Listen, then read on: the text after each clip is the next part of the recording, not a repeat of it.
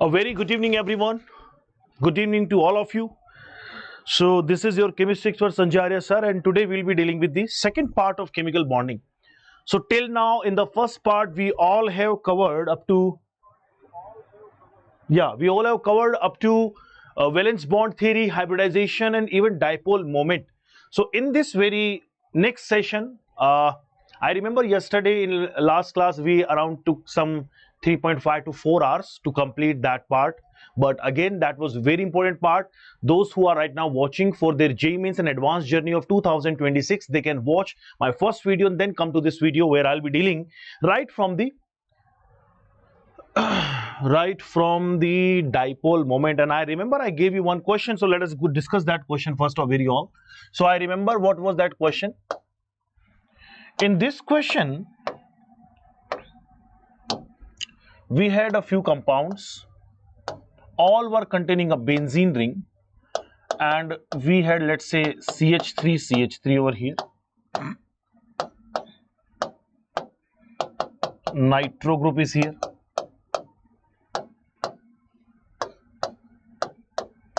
hydroxide group is here, chlorine is here,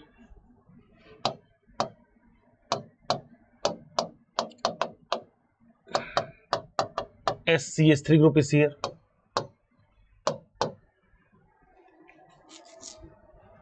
cyanide is here,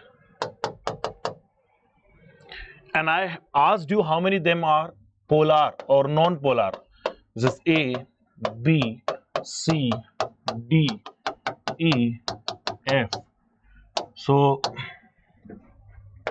the answer will be all the non-polar molecules which are having zero dipole moment are, let me give you the answer, then you try it by your own. A, B, D, F, and polar molecules which will be having mu is equals to 0, they are, okay,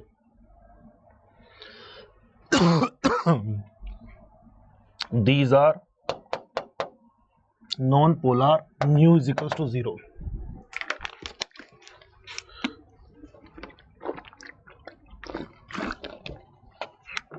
And here these are the polar molecule, mu is non-zero, will be C and E. So guys, have a look at the answer and please try to match your answer with the given options. And right after this I'll give you the explanation also. Okay, it was a very important question, by the way. It has been asked in JEE, NEET, Advanced, in so many exams in this format, okay, like the one we are right now seeing.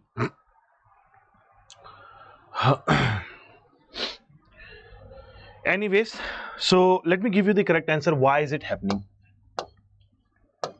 Guys, if we compare this carbon atom, which is like connected with 3 hydrogen,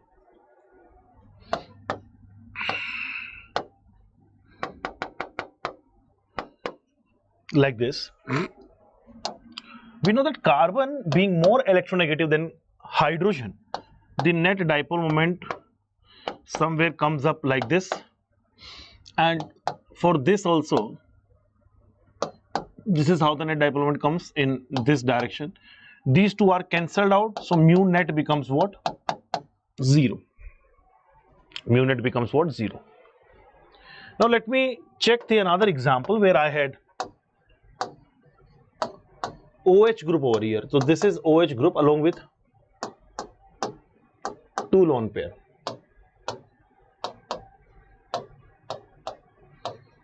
So first of all, there are non-uniform groups attached over here. Direction of dipole moment also not decided till now. Let's say this is the direction of dipole moment here, this is the dipole moment over here, and this has a direction moment over there, and somewhere net dipole moment might be coming into this way. This is a planar ring. Over here also, this is one directional dipole moment, this is another, and let's say this is coming into this way. Ultimately, I can say that mu net is not 0. Correct? If you want to check out the same thing for all wherever the nitro group is there, cyanide is a linear molecule, there also we will be having 0. So this is how we have to basically compare it for. Hopefully you all are getting what I'm trying to explain.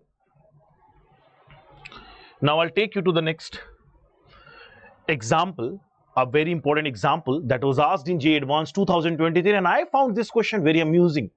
Why is it so? Because in the question, it was not even a question, it's like a game. You can check out this question, it's a game. So it's saying that there's a liquid, if it is dropping out and you are bringing a comb near to it, because of that liquid starts coming towards yourself. This comb, it starts coming towards the comb. How does it happen? So basically this could be charged, otherwise how would it be gonna to get close to it if it not been charged? This is definitely a polar solvent or polar liquid. So that's what we have to figure out over here. Out of these given number of solvents, we have to find out which of them are polar, where we can get the mu as non-zero. We all know that for uniform geometries, mu is always 0. You can't see any uniform geometry as such, but CCl4 is uniform. CCl has mu is equals to 0. So our correct answer is not O2. HF is correct, H2 is correct, NH3 is correct, H2O2 is correct, CCl4 is not correct, CCl3 is correct, C6 is not correct. This is correct. These all species have mu is equals to non-zero. The number of species will be 1, 2, 3, 4, 5, 6. 6 is the correct answer. 6 is the correct answer. So that was a question from JEE Advanced 2023. Probably this is an advanced question, but still this is the most easy question if we find. Like if concepts are pretty much clear, the question had nothing so difficult in it. There we end with the previous topic, that was your dipole moment. So till now we all have completed your lowest Coastal-Lewis theory, types of bonding, types of chemical bonds, ionic bond, covalent bond, coordinate bond, that we have covered in the previous class itself, valence bond theory. Then we came to hybridization, VSEPR theory, dipole moment, and now we'll cover some of the remaining number of topics such as application of VSEPR and hybridization in terms of dipole moment. First, that has been finished. Then we have back bonding. Then we'll be having bond parameters like bond length, bond order, bond energy, like that. Bond angle, that we will be discussing under bond parameter. And then we'll come to the final topic and most important topic of this chapter, another heavy weightage topic, molecular orbital theory. So let us first go to the back bonding. So what is the meaning of back bonding? Back bonding is a simple type of coordinate bond only, but it happens within a molecule. It happens where? Within a molecule. So basically, where does it happen? It's a special type of coordinate bonding. It's a special type of coordinate bonding occurring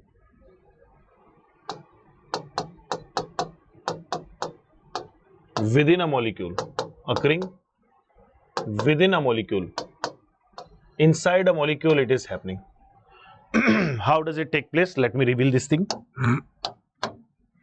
So let us suppose this is boron trifluoride. We all know about boron trifluoride. Boron has an atomic number of 5. Configuration is 2s to 2p1. So after accepting 3 electrons from fluorine, okay, this is called as the ground state. I'll take it to excited state, where it becomes 2s1, 2p2. How does it look like? 1, 2, 3, like that. There are the 3 valence electrons, and that's how it look like. Now, we are now bringing 3 fluoride. 3 fluoride will come.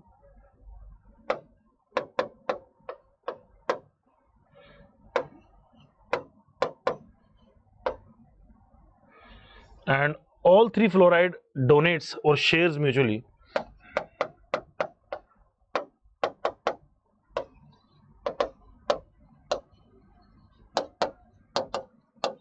When three fluorine atoms are bonded to boron, the valence shell electronic configuration become 1, 2,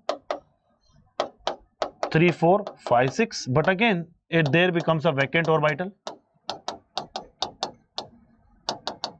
It's a vacant p orbital. So let's say this is your vacant p orbital. Try to understand this is vacant p orbital. Along with it, there are some lone pairs on fluorine atom, which it can donate like this. And this is also 2p.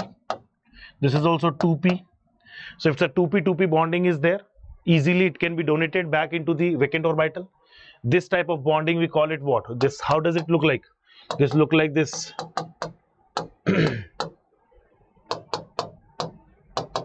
So what is the benefit of this back bonding?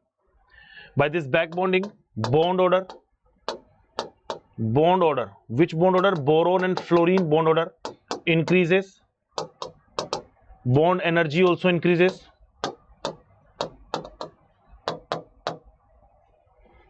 So that's what it happens, okay? So this type of special bonding, where coordinate bonding is taking place within the molecule, is called as, just to the adjacent molecule it takes place, it's called as back bonding.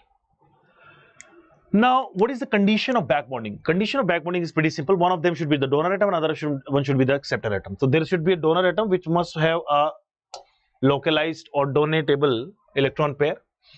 The another acceptor atom must have an empty orbital to accept this. Exactly the same condition that we require for the coordinate bond formation. Now, what is the effect of back bonding that we usually see? We already have taken an example in account. How does this kind of bonding take place? But what is the influence of this bonding that we have to understand? It always leads to increase the bond order within the molecule. It always leads to increase the bond strength within the molecule. It always leads to decrease the bond length. Length is decreased because the bond order is increasing, like that. Then it also decreases the Lewis strength. Now what I'm trying to explain over here is Lewis strength.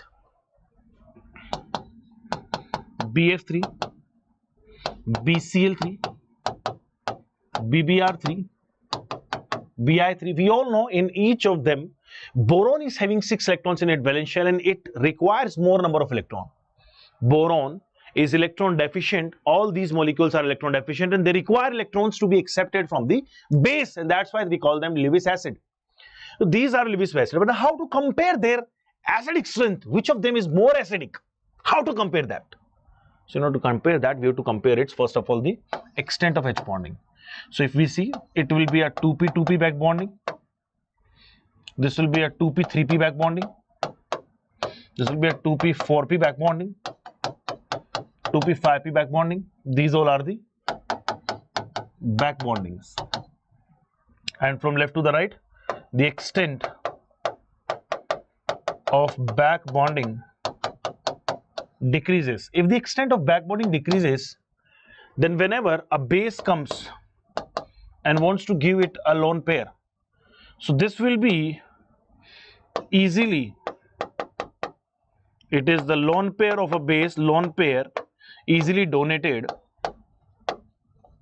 to the one molecule with, to the molecule with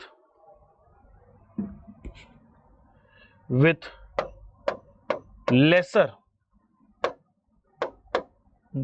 intramolecular back bonding. Wherever there is an intramolecular fulfilling of the orbital taking place, that will not accept a lone pair from the outside, lesser intramolecular back bonding. So this makes boron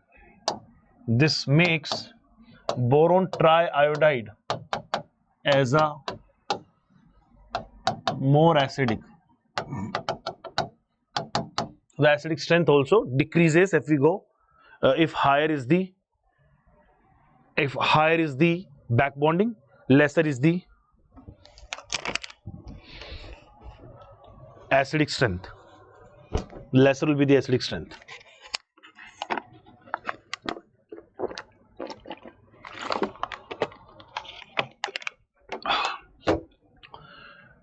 Let's see another example on this.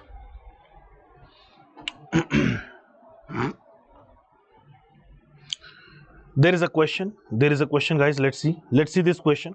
Allow me a sec.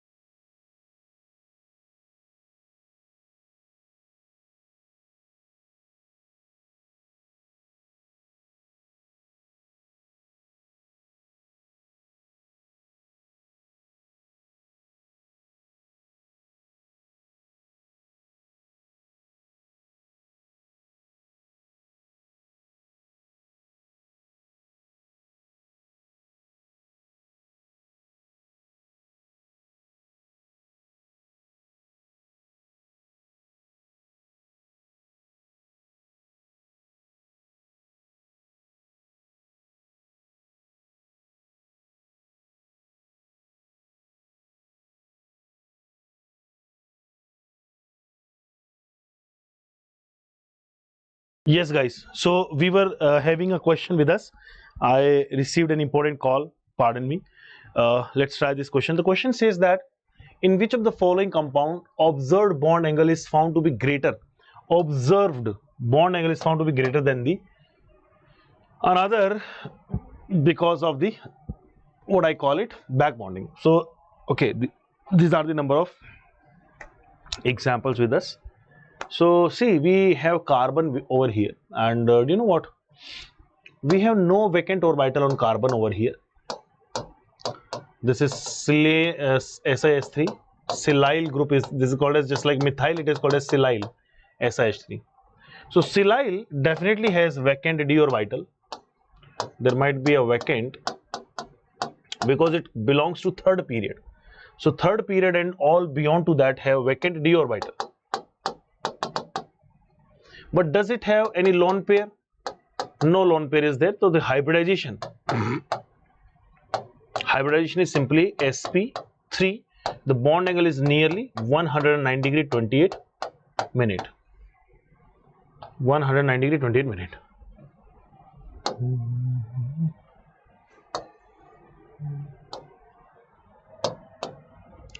Now let us come to the final option that I can see. Oxygen with the two lone pairs and one group over there, silyl, and it also has a vacant d orbital. So p pi d pi back bonding will take place like this. So this is because one lone pair is getting engaged into back bonding. Now the steric number becomes, their steric number was, how much was the steric number? 4. That's why the hybridization became sp3. But steric number over here is 3. That is 2 bond pair, 1 lone pair. 2 bond pair and 1 lone pair. Because of 2 bond pair and 1 lone pair, the hybridization now has become sp2, and the bond angle nearly reaches to 120 degree. So this is why the bond angle has increased here. Correct answer should be D, and this is the only case where we can find out the extent of back bonding taking place. Nowhere else is taking the back bonding. Nowhere else back bonding is working. D is the correct option. Let's see another question. As I told you, the extent of back bonding. So let's say we are talking about two important factors. So acidic strength, the acidic strength of all Lewis acids is inversely proportional to the extent of back bonding. Extent of back bonding. So we can simply say that BF3 has the highest extent of back bonding. This is the order of back bonding, because easily fluorine atom containing 2p lone pairs can be easily donated to the 2p orbital of the boron. 2p back bonding, 2p pi.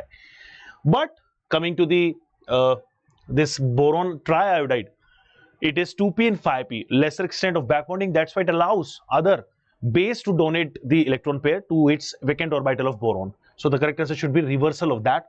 I think this is the correct answer. BI3 BBr3. This is the correct order of acidic strength.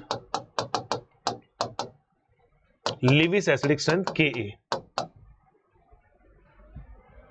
Correct answer is B. We have some more question. Please try by your own. Try by yourself. Okay. Answer is also given. So that's it, guys. That was an application of VSEPR theory, hybridization, and so many other things as well.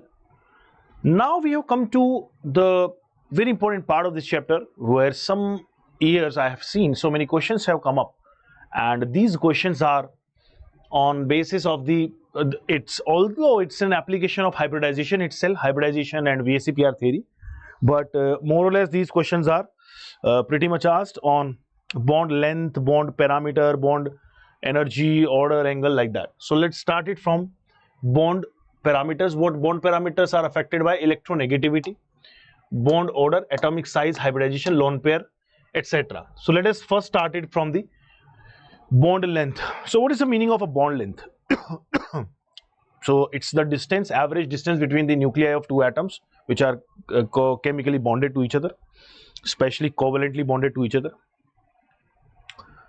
But we cannot identify the bond length exactly, so that's why we have some set of techniques that is used to measure out the distance between two nuclei of which are two covalently bonded to each other.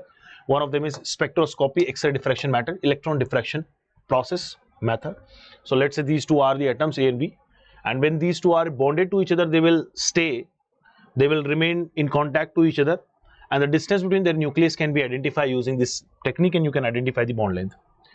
So once you know the bond length, now we must try to basically observe the variation of the bond length among some similar looking substances, some similar looking species. Let us first take, how does it vary with the atomic size? Size increases, bond length will definitely increase. Like HF, fluorine is smaller. The order of halogens is fluorine, chlorine, bromine, and then iodine. This is the order of their atomic radius. If the atomic radius increases, the bond length definitely will be increasing. So this is the order of bond length. Next, it depends upon bond length, bond order, right? Bond order means number of bonds. So higher is the number of bonds, higher is the number of bonds between two atoms, higher is the extent of overlapping taking place between these two. So we know that hybrid orbitals form the sigma bond, but remaining number of atomic orbitals will also be overlapping to give you pi bonding. And because of the sigma and pi bonding, more and more is the number of bonds over there. More and more closer will be these two atoms to each other, so that their their bond length will be decreasing. So bond length is inversely proportional to the number of bonds. Let us look an example. Carbon in diamond has 1.54 angstrom. It's 1.54 angstrom bond length. In carbon double bond carbon bond length, this is found in graphite 1.34, and in not exactly in graphite, there is actually alternate double bonds are there, but actually a double bond ethene you can find it 1.34, and ethane you can find it 1.54, and ethine, in ethine it is 1.20 angstrom, right? So please read it once. Allow me a sec. Let me connect charger to the phone, otherwise it will be getting off. We also have the hybridization dependency. How hybridization affects the bond length, that is also given over here. Let's have a look. So higher is the percentage S character. You see, higher is the percentage S character, lesser will be the higher is the percentage S character, lesser will be the bond length, because S orbitals are very closer to the nucleus. With increase in percentage S character, bond length also decreases. Bond strength increases, bond length decreases.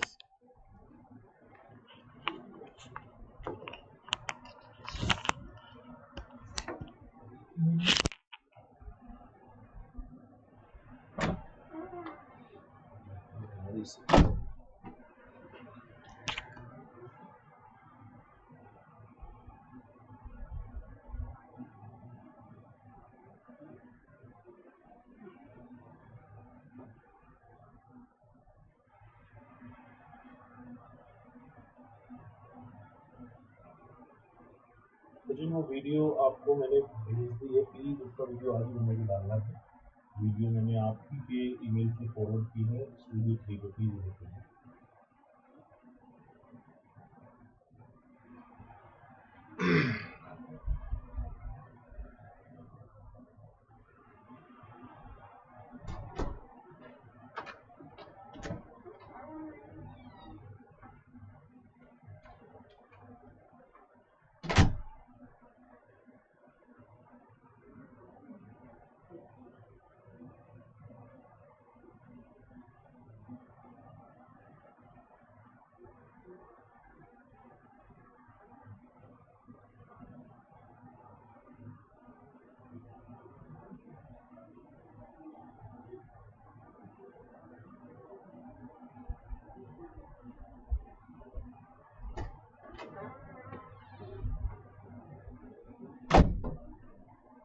Yeah, so where were we? I was explaining you about bond length, how it is connected with the hybridization. So here is the percentage S character. Closer are the atomic orbitals to the nucleus and lesser will be the bond length. It is very much explainable, right? And that we can see. A carbon which is sp hybridized has a 1.37 bond, no, 1.37 angstrom, 1.46, and we have 1.54, like that. Now let's have one question here, and I'll explain it easily.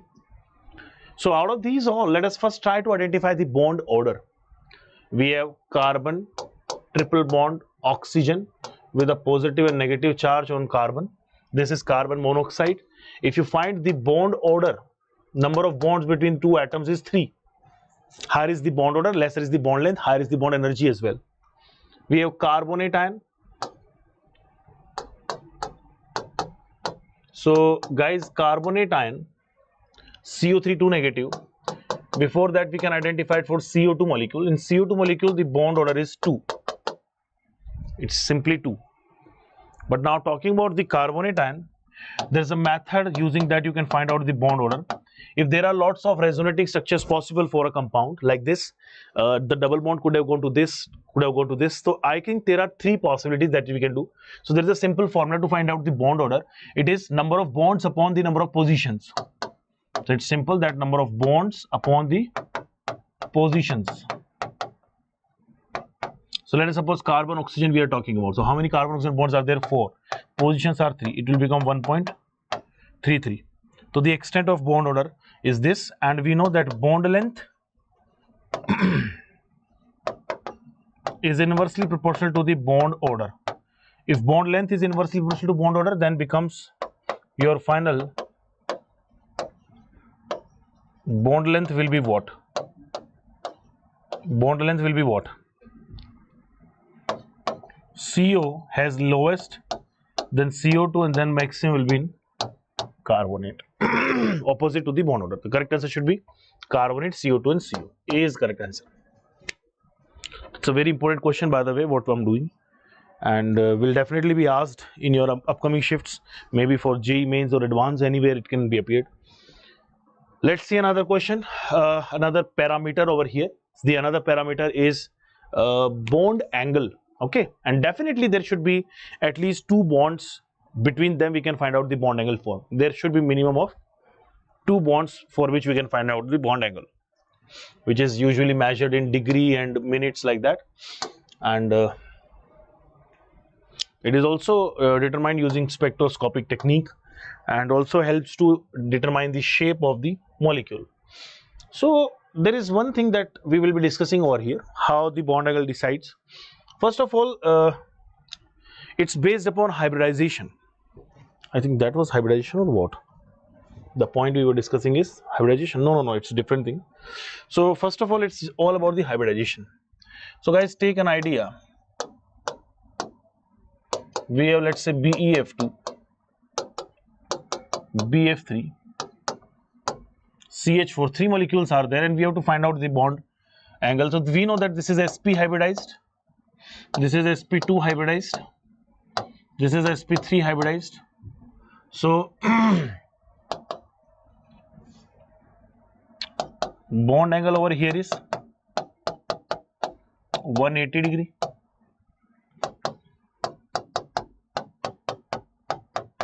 Bond angle over here is 120 degree.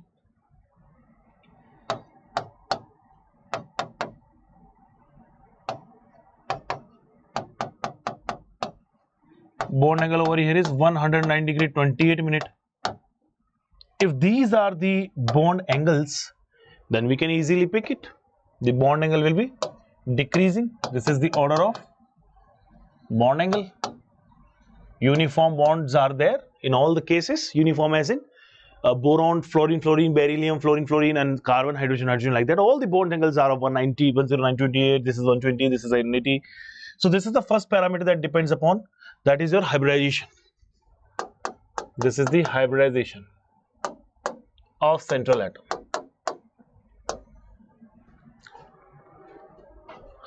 Now there could be another thing that usually comes, that hybridization, like case 1 says that when the hybridization is same for all the central atom, but the side atoms are different. If side atoms are different, central atoms are the no. Side atoms are the same, central atom is different, but hybridization is the same. Then what happens? Okay, so let me take you to this example first.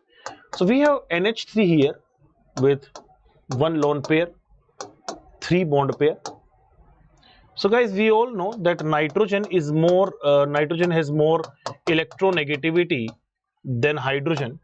Because of that, the electron density comes near to nitrogen like this, and due to which they will experience what?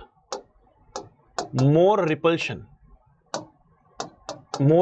and that's why the theta comes over here near to 107 degree. Okay, 107 degree near about. This is the bond angle. Let me talk about the phosphine. This is called as ammonia. We will talk about the phosphine, which is pH 3. You will find that electronegativity of phosphorus is nearly equals to hydrogen. So more or less these electrons will be lying at just center. So relatively there will be a lesser repulsion. There is a more repulsion, there is a lesser repulsion, and since there is a lesser repulsion, the theta nearly comes up as 91.5 degree. So this is one of the explanation because of the electronegativity. But this huge gap is not just because of the electronegativity difference. Not just because of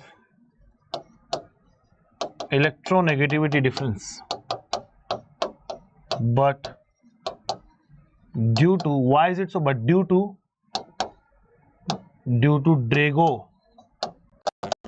rule. Drago's rule is applied here. What does that mean? So now I'll explain another important parameter to you, which is called as Drago's rule. Will not basically create any complications. I'll explain it very easily, and everybody of you, please try to understand this concept easily. Try to write down everything very easily. This is called as Drago's hypothesis or Drago's rule. Drago's rule of no hybridization. First of all, I'll explain you where is it applied, what is it for, what are the conditions of Drago's rule. The conditions is very simple, that central atom must be third period element or beyond. Central atom must be third period or beyond. At least one lone pair on it. It must contain one of the lone pair, and there must be the side atom. Side atom must have electronegativity less than equals to 2.5. Example, hydrogen, carbon, etc. This is the condition. This is the condition where you can apply Drago's rule. How? So guys, this is ammonia.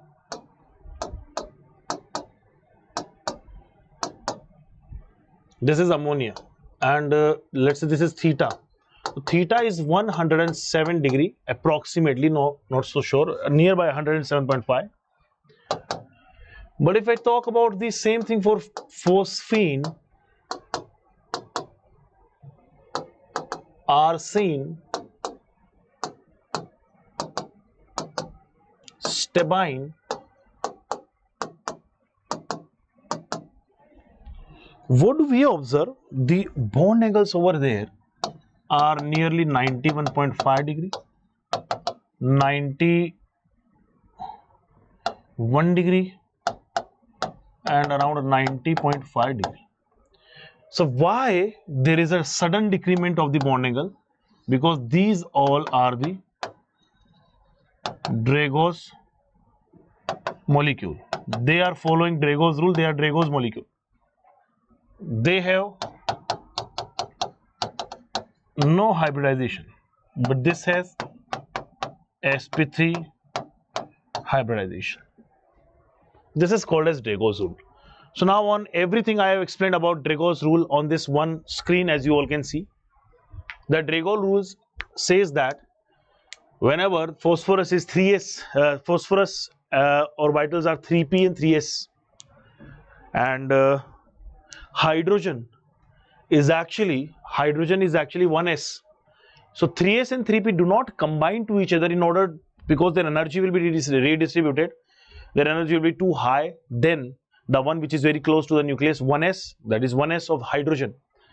So there is no match as such of the energy, and due to which there is no hybridization taking place in the remaining number of molecules. So what usually happens there?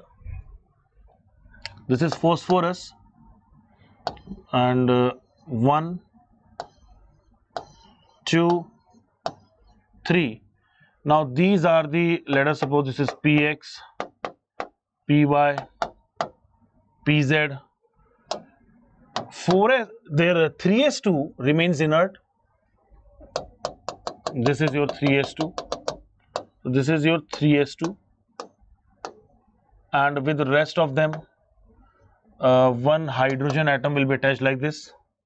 Let us suppose one hydrogen attached like this, and somewhere like this, one hydrogen atom is attached like this. So what is exactly happening? No hybridization occurs in, as such, no hybridization occurs in pH3. Only pure 3p orbitals are overlapping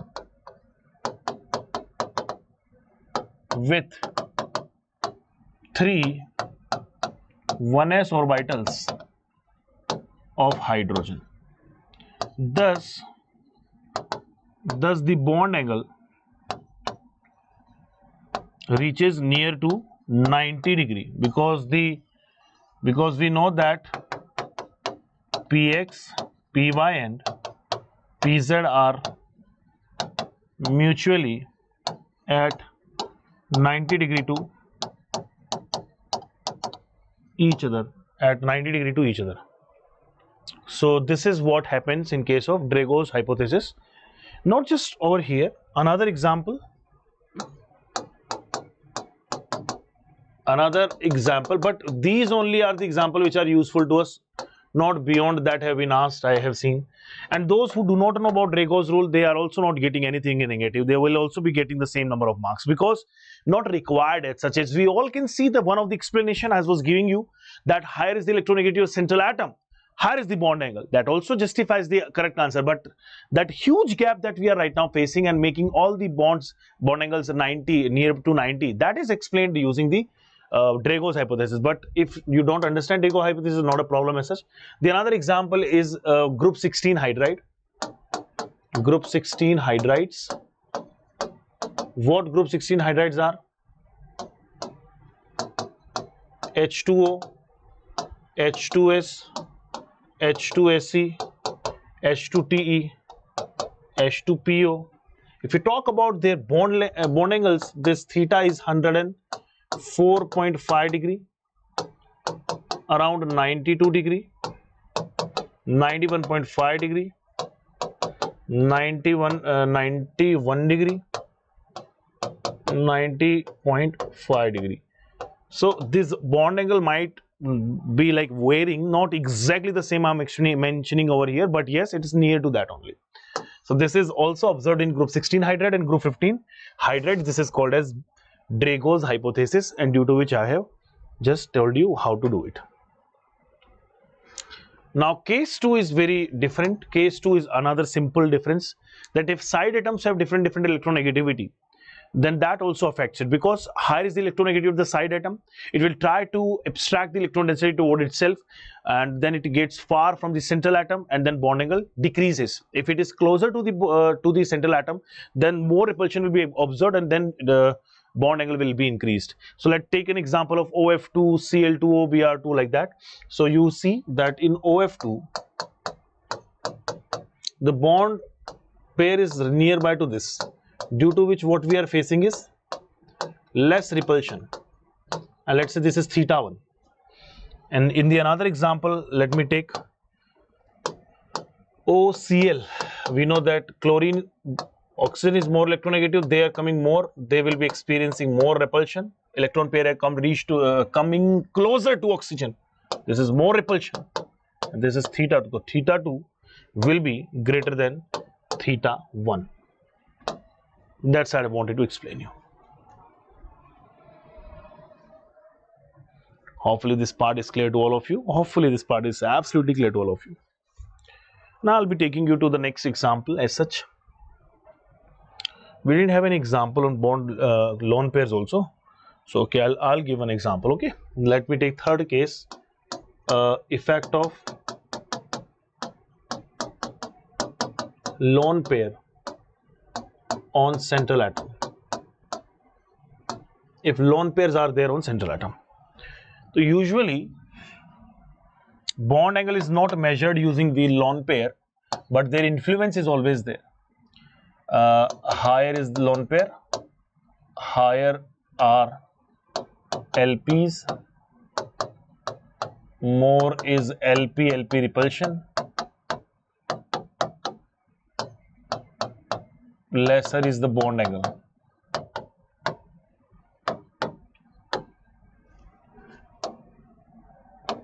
Example, CH4 NH3 H2O. Let's look at their structures, guys. Let's look at their structure. Carbon with no lone pair has a very regular geometry, and the bond angle comes up as 109 degree 28 minute. Ammonia has a central atom, nitrogen, and one lone pair. Due to this lone pair, this is what? This is lone pair, bond pair repulsion.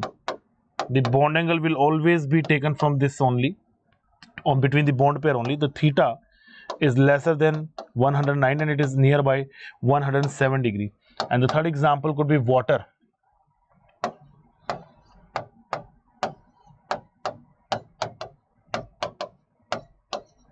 So you find what repulsions are working over here. This is a lone pair repulsion, which is always more dominating. This is a lone pair bond pair repulsion, and because of such repulsions there comes the theta nearly equals to 104.5 degree. Now can you check the bond angle, how is it working? So guys, bond angle in methane is more than, like, this is the bond angle.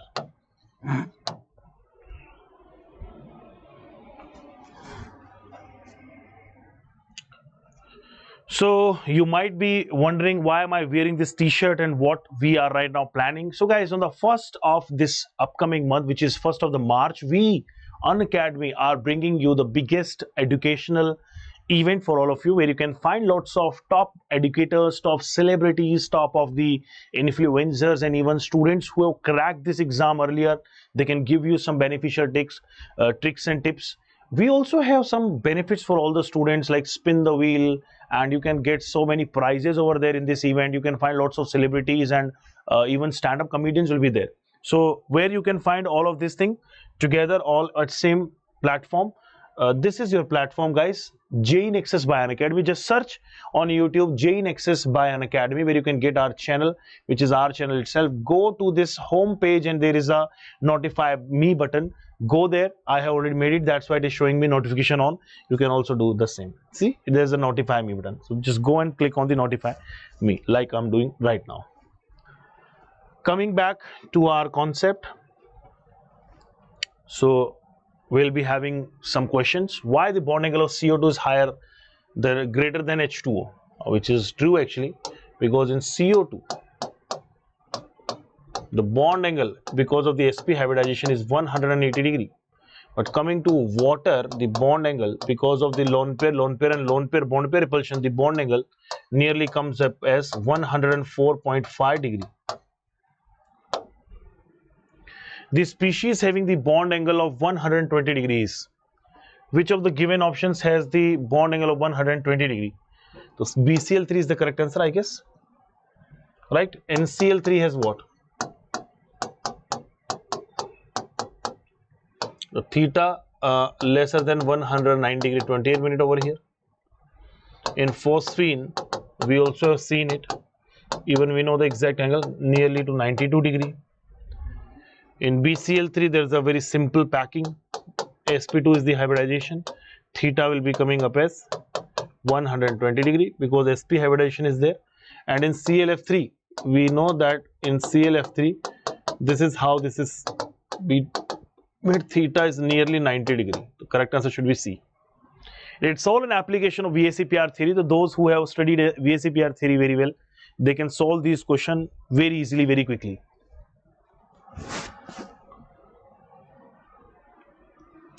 Another question, bond energy. We have another bond parameter called as bond energy. So bond energy is directly proportional to the bond order. Bond energy is actually the amount of energy required to break a particular 1 mole of any kind of bond. It is required to break it. This amount of energy is required, called as bond energy. Or this is the amount of energy which is released when the bond is formed. Somewhere we cannot identify the amount of bond energy, whatever it is released, but we can easily identify the bond energy required to break that bond. So that's why it is always taken in the positive way, and bond energy is usually taken as a endothermic process. Bond formation it might be an exothermic process, but the amount of bond energy required to break that bond is always an endothermic process. So look at this enthalpy of atomization over here, which is 438.35.8 kilojoule per mole, is the amount of energy required to break down the 1 mole of this bond. Got it? So electronegativity is directly proportional to electronegativity. Higher is the attraction between two atoms, higher is the ionic character between two atoms, higher will be its bond energy. Like HF has the highest and then comes to the HI. It is also directly dependent upon the number of bonds present inside it. If there is like multiple bonds are there, that will definitely be having higher amount of bond energy. Like triple bond is requiring 199 kilocalorie, 143, and then this 79 only for the carbon, single bond carbon. And it is also depends upon the atomic size. Lesser is the atomic size, higher is the bond energy. Higher is the atomic size, smaller is the bond energy. And triple bond has the highest energy, followed by carbon, and then like that, because carbon has more atomic size than nitrogen. Nitrogen is even smaller. This is the order of size.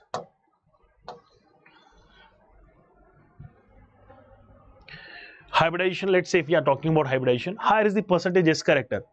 Higher is the percentage S character, higher will be the extent of overlapping between them. Higher will be the bond energy, I guess. So sp-sp interaction, sp-sp carbon will be having more bond energy than sp2 and then sp3. Lone pair also, it depends upon. If there is no lone pair between two adjacent atoms, the bond energy will be maximum. If there are like lone pairs on the two adjacent atoms, the bond energy will be decreasing, because the lone pair repulsion weakens the bond, right? This is broken. This is like that. So higher, not applicable to all the cases, but yes, and eventually you can apply it to somewhere where you can find a direct relationship between these two. Let's say a question, the bond energy of ClCl and BrBr. ClCl will be having higher one.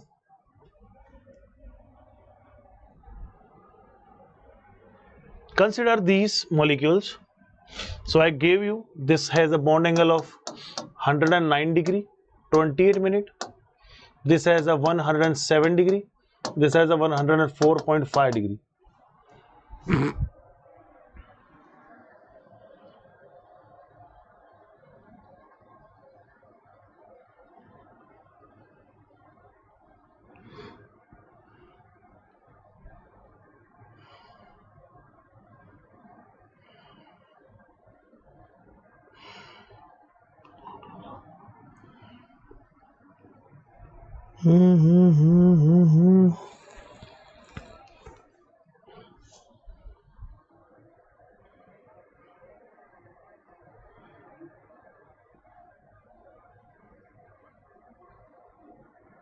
Okay.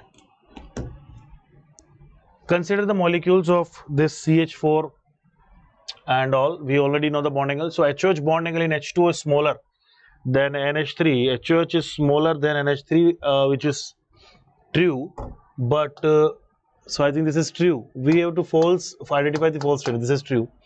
If CH has bond in the larger than this, which is true, HCH bond angle, the NH3 bond angle in H3 and this all are greater than 90.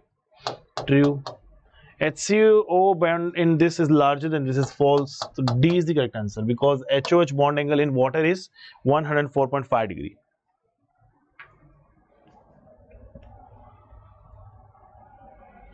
Which bond angle is minimum in? We have to identify where is the bond angle minimum in. So we can draw the structure and can find out based on the hybridization itself. This is 180 degree.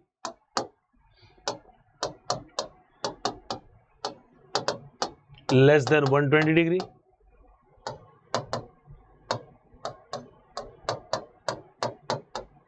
This is 109 degree 28 minute. And sulfur trioxide is a symmetric structure with a bond angle of 120 degree. So basically correct answer should be sulfate ion. Which of the following is the maximum bond energy? So hydrogen has 1s, fluorine has 2p, 1s 3p, 1s 4p, 1s 5p. Where is the maximum interaction? This is the maximum interaction, higher bond energy. Bond energy now we have to talk about. Bond energy is directly proportional to the bond order, and we can identify bond order very easily. Like in carbonate, the bond order is 1.33. In carbon dioxide, the bond order is 2. In carbon monoxide, the bond order is 3. So the correct answer should be bond energy. This is the correct answer.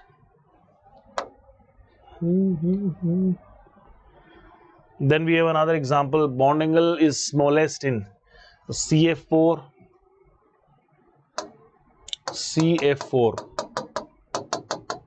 This is sp3 hybridization. The theta is nearly 109 degree 28 minute. NF3. Theta is less than 109 degree 28 minute. OF2. Because of the higher repulsion and all, theta is less than 109 degree 28 minute. And XCF5 negative. So 5 bond pair, 2 lone pair. So this is the structure actually. So we have a bond angle of 72 degree here. 1 lone pair here, 1 lone pair here. 72 degree. So D is correct answer. Okay, do you please try this question by your own? Try yourself. Now I have taken you to the important parameter called as Fajan rule. So we are trying to cover all the possible topics today. We will not leave any of the topic. Okay? What is the meaning of Fajan rule? Where is to be applied? Where we have to apply the Fajan rule? So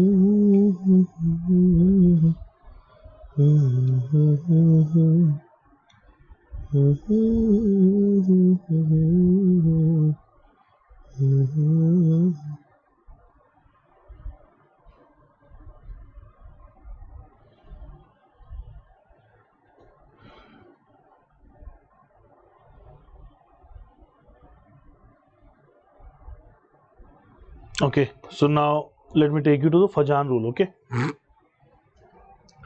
So guys, Fajan rule is very easy, and it is used applied to know percentage covalent character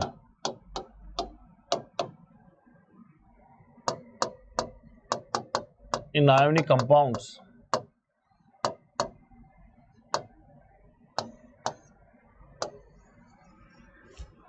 So first of all, I would like to give you an idea how this works, and then we'll come to know. Just take an example. So we have sodium fluoride here, Na plus Na, fluorine is here.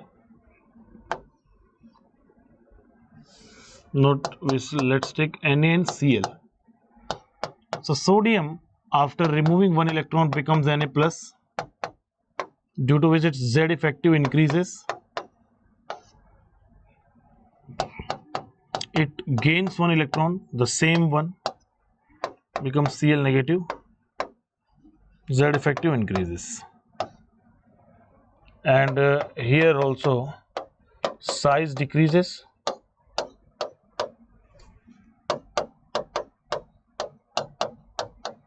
Size increases.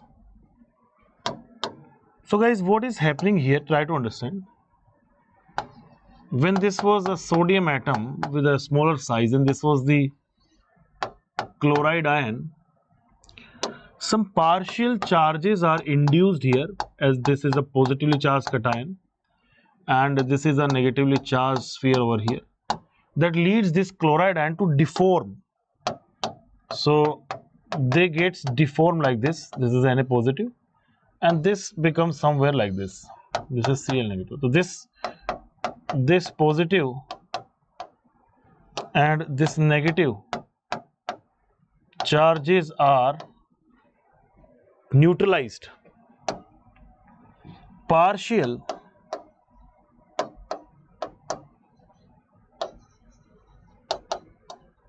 neutralization of charge occurs.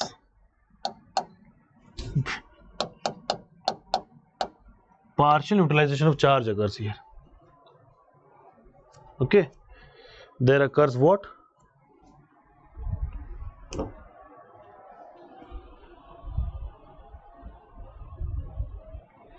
Okay, allow me a second, everyone. Please allow me a second. Please, you read it out.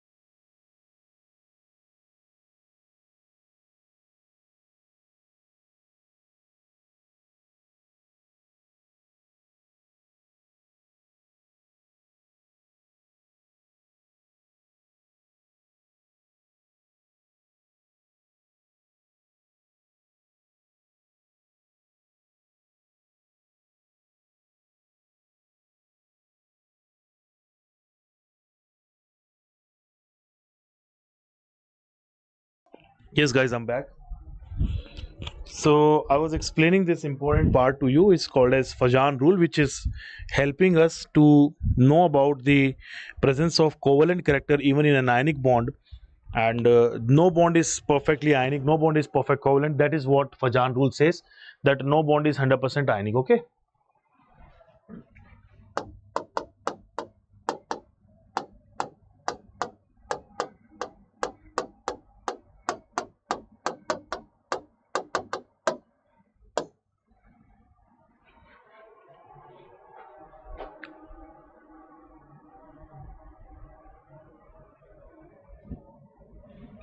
And this is called as the polarization. This process of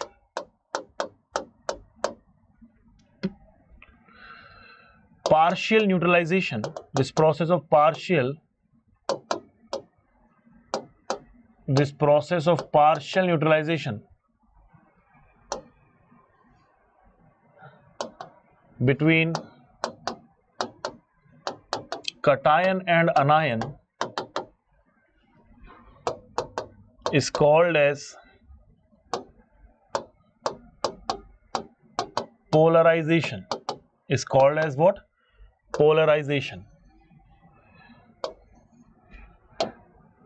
And the percentage covalent character,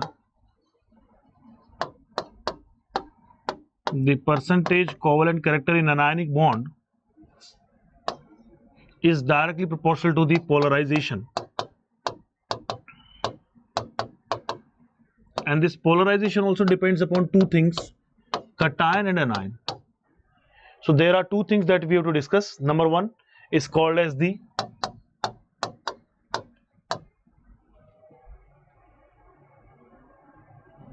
polarizing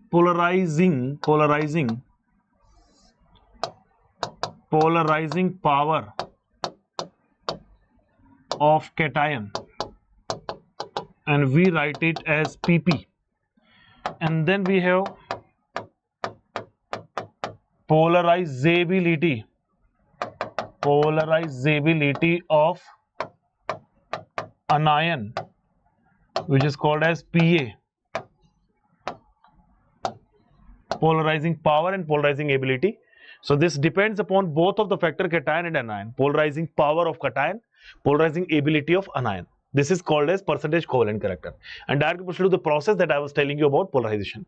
Now what this polarizing power and polarizing ability depends upon, that I'll explain. So polarizing power, wherever I write PP, that means polarizing power of cation, depends upon three important factors. Number one is directly proportional to the charge of cation. So higher is the amount of charge present, on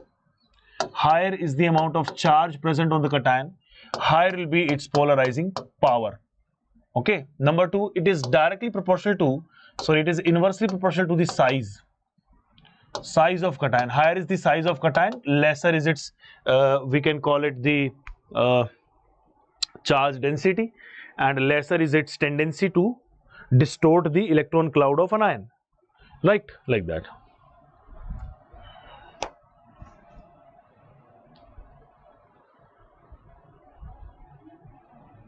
Then comes third, if a cation has pseudo inert gas configuration,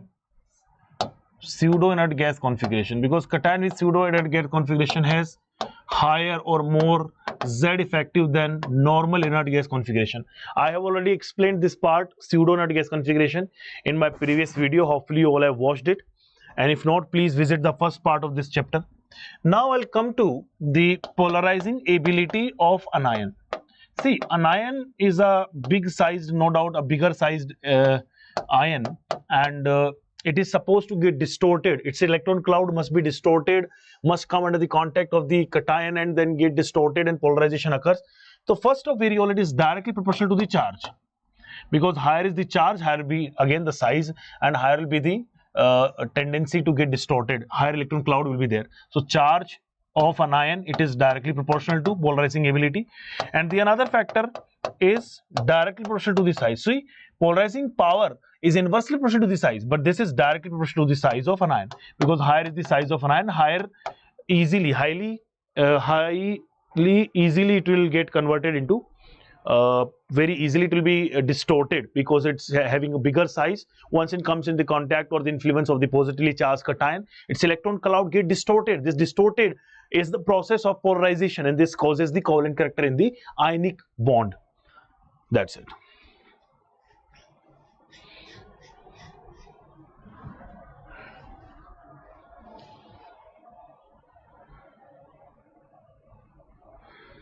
We'll also come to know about.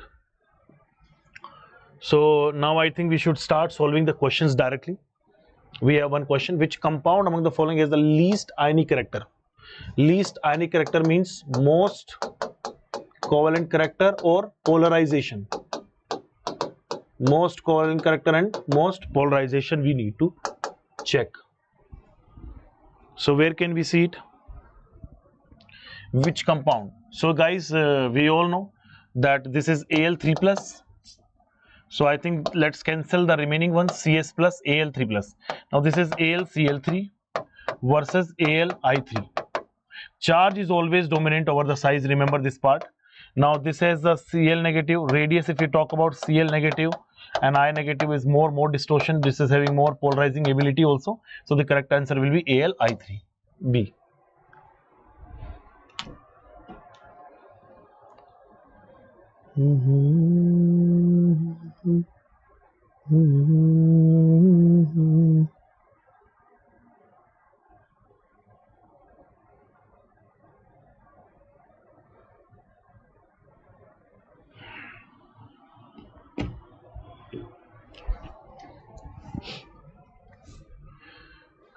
Next question, LiCl, NaCl. So I told you this is polarizing power is directly proportional to the charge of cation and inversely proportional to the size of cation. So first of all, and always remember, out of these two factors, charge is always dominant over the size. If charge is always dominant over size, then charge is dominant.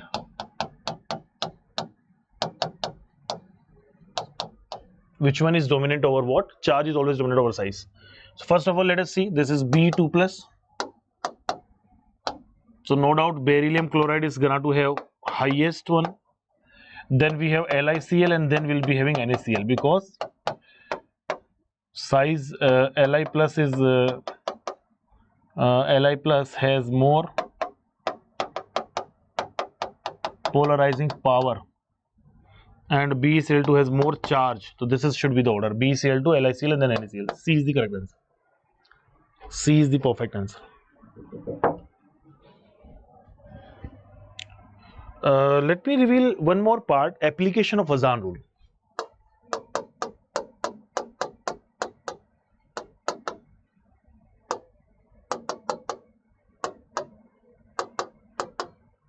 What are the applications of Fajan rule?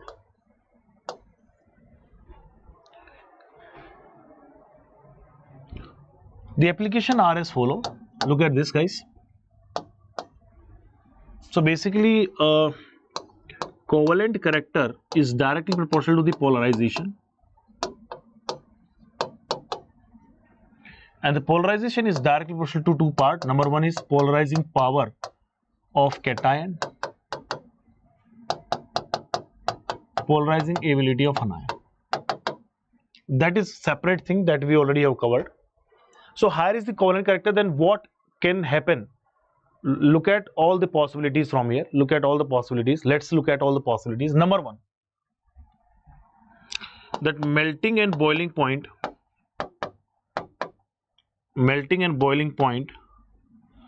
decrease because higher is the polarization. It is directly to the ionic character.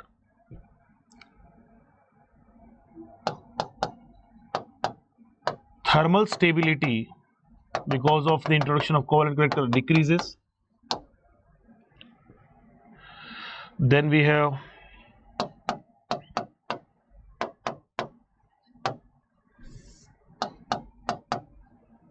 solubility in water or polar solvents decreases because covalent character is increasing, decreases. Solubility in non-polar solvents increases, like benzene, CCl4.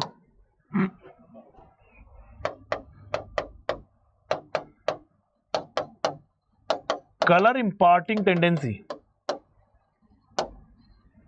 increases because of the covalent character, and these actually are the applications of what right now we are talking about.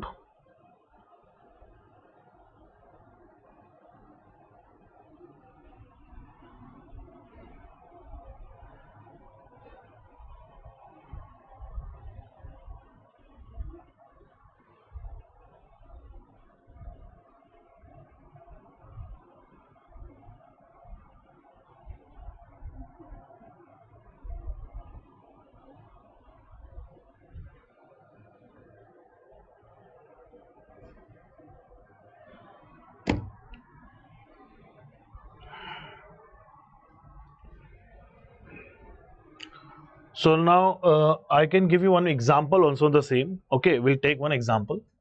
Let's say we are having silver fluoride, silver chloride, silver bromide, silver iodide. We know that moving left to the right, the size of anion is increasing, so covalent character or polarization is increasing. And you will also find the color imparting tendency increases. This is colorless. This is a colorless soluble in water. This is we can see white PPT. This is light yellow, pale yellow PPT, dark yellow PPT.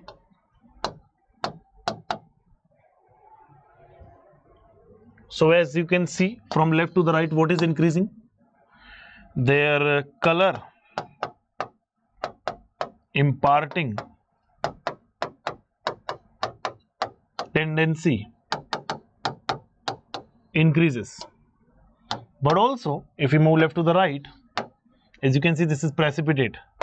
So solubility in water decreases with increase in the covalent character. So that's how this is very important rule called as Fajan's rule, predicting or depicting so many parameters, knowing so many other things as well. This is called as your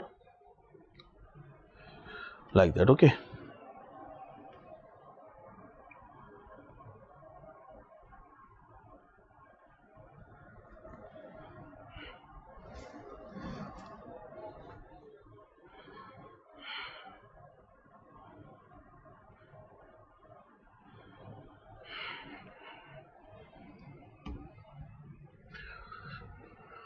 We have a question. Okay, this is a homework, man. This is all of a sudden this question came. This is actually from valence shell electron pair repulsion theory itself, but we'll not waste our time on this, and we'll be conducting a separate session in which I'll be dealing with all the questions available with us, all the questions. Okay.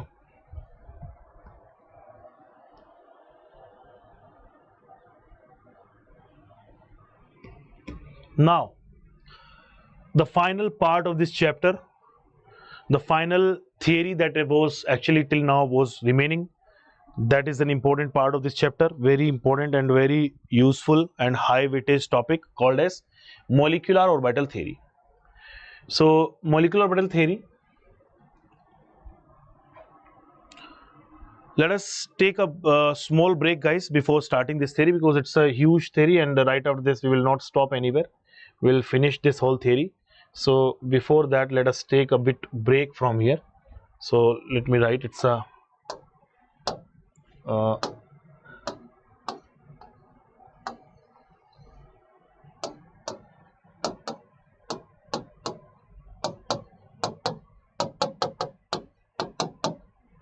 So those who haven't liked the session, please like the session. Okay, anyways, I can directly lead you there. So go there and subscribe, not subscribe, just simply reach here and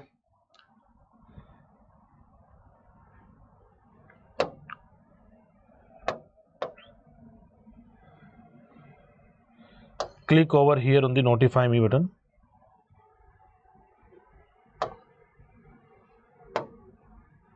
Click here.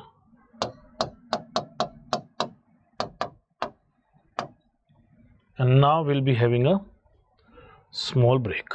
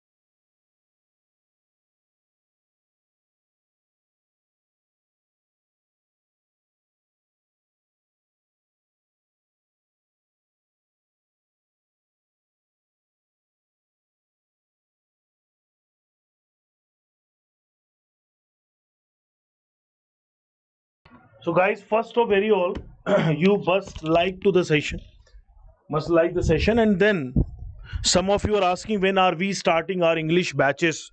So guys, as you all know, Aramb 2025 is about to start on 1st of the March, and from there only so many new batches will be revealed. So by then only we'll be starting our core English batches, will be coming very soon, and thank you for your concern. Now let's come and okay, thank you. Now we'll come and we'll restart our journey. And I remember like we just finished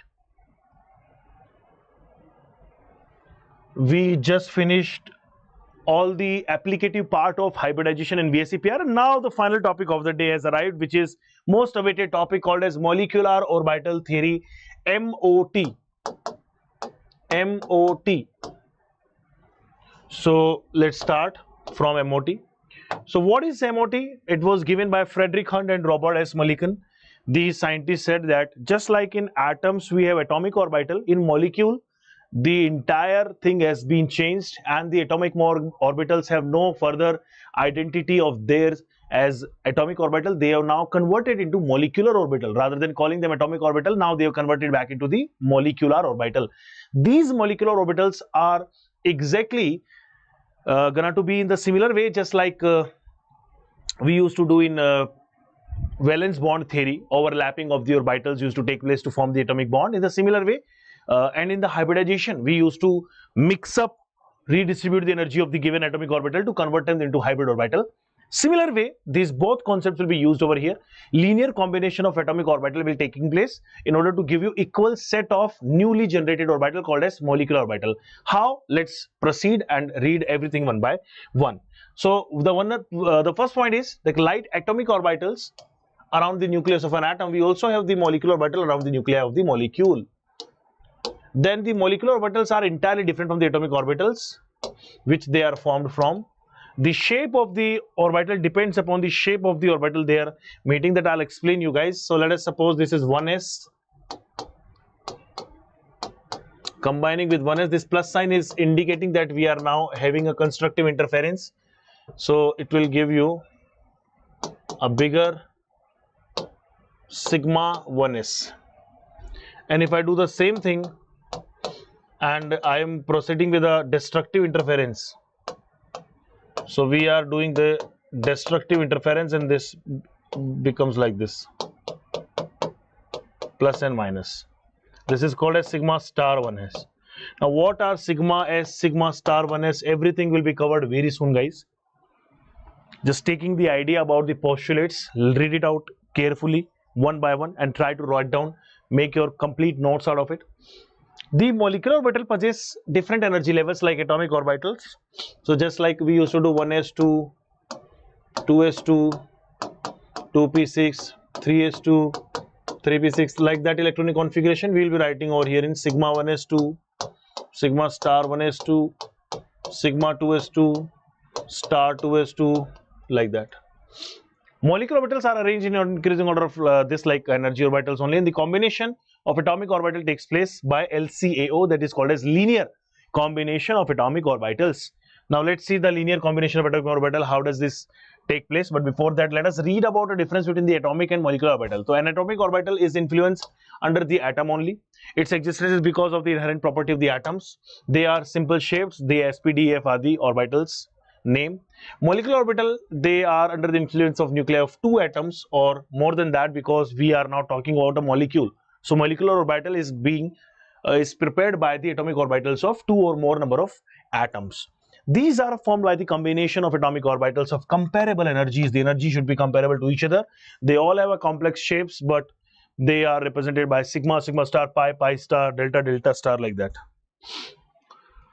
So with the combination of two atomic orbital, we get two molecular orbitals. One of them is called as bonding molecular orbital, and another one is called as star antibonding molecular orbital, which are like antibonding molecular orbital.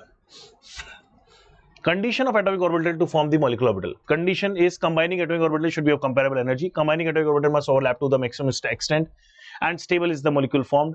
The combining atomic orbital must have the same symmetry, and usually we take Z by convention. If not mentioned Z, if it is mentioned something different, we can take that part also. But if it is not mentioned, we can take Z as a internuclear axis. Now let's start it by LCAO method. So we have LCAO in two ways. First of all, we are combining by addition. So when we do this type of process is called as constructive interference by two wave functions.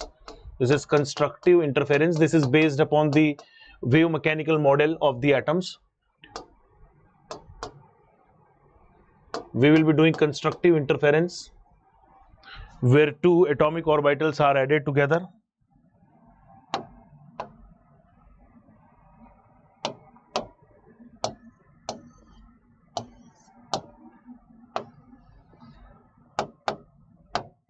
This is, let's say, psi A, and we are adding it with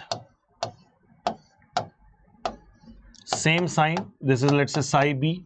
So psi A and psi B gives you psi of A plus B. This is psi AB. So this is bonding molecular orbital, and this will be psi A plus psi of B. So let us check out their magnitudes, and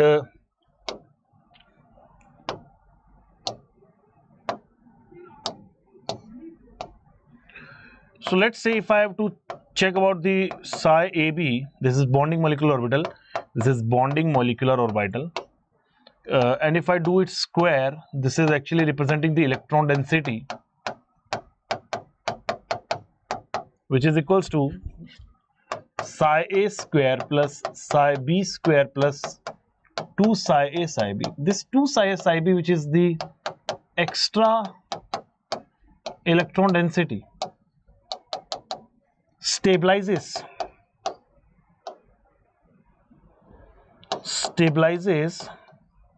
bonding molecular orbital. This type of overlapping is called as what? Bonding molecular orbitals, and they are formed by the constructive interference of two atomic orbitals, and their wave functions, let it be psi A and psi B, they will give you psi AB, which is a bonding molecular orbital. Now let me take you to anti-bonding molecular orbital. So like if I am saying anti-bonding molecular orbital, they are like opposite signs of the waves are there which have been added together. So let's say this is the first wave,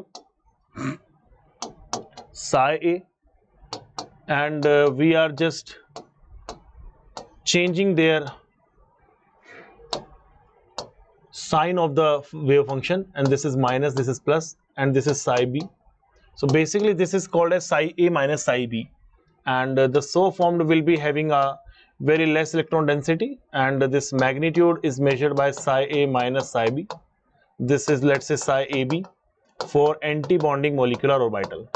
So how much will be the overall electron density?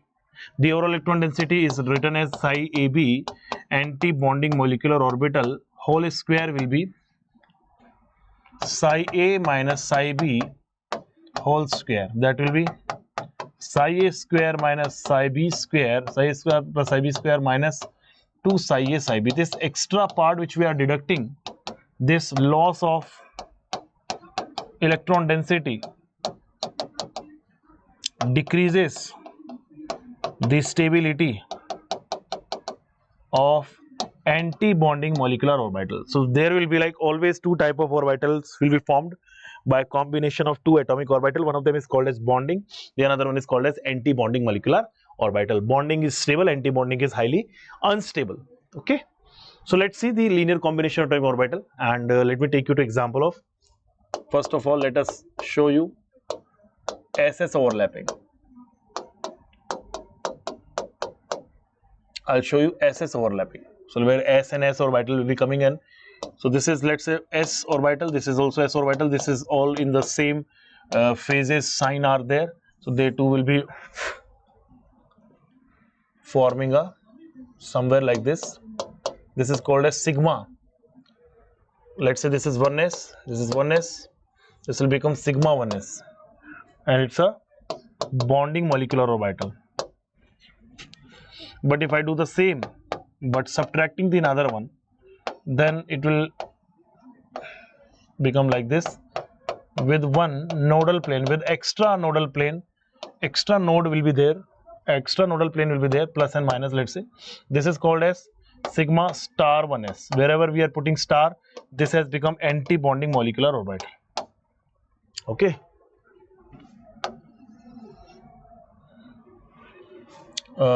Let's say this is the first part I'm taking. Second, I'm taking for sp overlapping, let's say.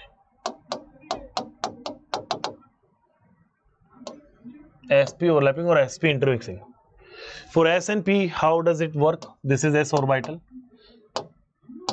this is p orbital, this is z axis, no doubt this is z axis, that's why it is pz. Let's say we are doing, this is constructive interference we are doing, this is destructive interference we are doing. Constructive interference, when two wave functions are the same sign and then they are added together so that their electron density overall will be increased. This will give a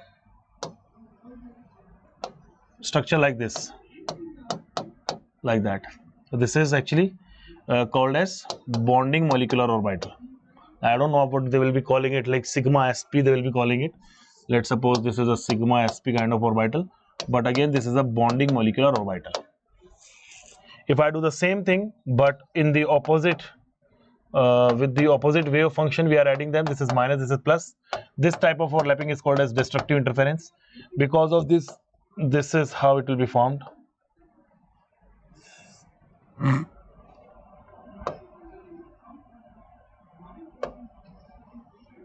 And there will be an extra node. You will always find an extra node in anti-bonding molecular orbital. Sigma star sp is actually anti-bonding molecular orbital. This is plus, negative and plus. Extra node will always come because see, this already has a node. So what I can see, this already had a nodal plane. This is again having a nodal plane, but there will be an extra nodal plane will be coming out of somewhere. This is called as for, this will be happening for all the anti-bonding molecular orbital.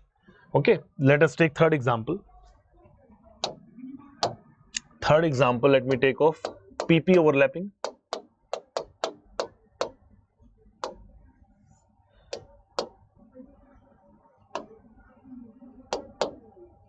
Linear combination of atomic orbitals are taking place. pp overlapping we are doing. So let us suppose pp we are doing head on first. Head on. So head on means what will happen? Let's say this is plus, this is negative. Plus plus will be combined together. So this will be formed like this. This will be formed like this, and this will be formed like this. So negative plus plus negative. Now you can see there is no extra nodal plane. As many as number of nodal planes are there with the atomic orbitals, those only nodal planes will be seen over here. So nodal planes are what? 2 total. Here also the nodal planes are how many? 2. And their nodal planes were 1 plus 1. So this is how it works. Okay, this kind of interference is called as constructive interference. So let us say this is a PA, PZ. This is a PZ. Then it will become what? Sigma PZ. Now there could be another possibility that if this is plus, this is minus, I am adding a minus plus over there. This type of interference is called a destructive interference. This will become a bigger lobe, smaller lobe, smaller lobe, bigger lobe. Now minus plus minus plus. So this will be definitely having an, this is called as the extra nodal plane. So let's say this is what we are talking about. This is your PZ. This is PZ. This is called as sigma star PZ. Sigma star PZ is actually your anti-bonding molecular orbital. This is your bonding molecular orbital. So every time two orbitals are overlapping to each other or getting a redistribution of their energies, two new orbitals will be formed, which are molecular orbital. One of them is called as formed by constructive interference called as bonding molecular orbital. Another one is formed by the destructive interference called as the anti-bonding molecular orbital. So let's say if I do the same thing, let's say we are doing the same thing, but now we are taking lateral overlapping. Okay, we are now doing what pp lateral overlapping.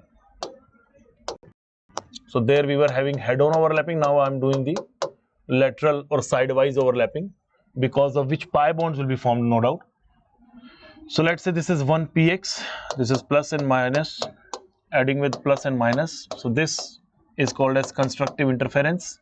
Because of this, some density is distributed like this, plus minus. This is how it will be formed. This is called as pi px. So this is, let's say, px. This is px. Let's say this is 2px. 2px, it will become pi 2px. Like, let's say if I'm doing it oppositely with the opposites, basically sign of the wave function, this type of interference is called as destructive interference, resulting in the formation of an extranodal plane. This is the extranodal plane which we are getting.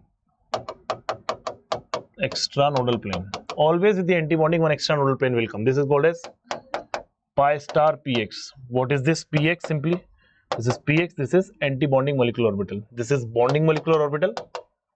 This is called as antibonding molecular orbital. That's how we make it. You can do it for anything, okay? It's not just about that is limited up to pp only. You can also go for the dd and pd also. Anything you can go up to. This is, let's say, 5th. So we are doing it, let's say,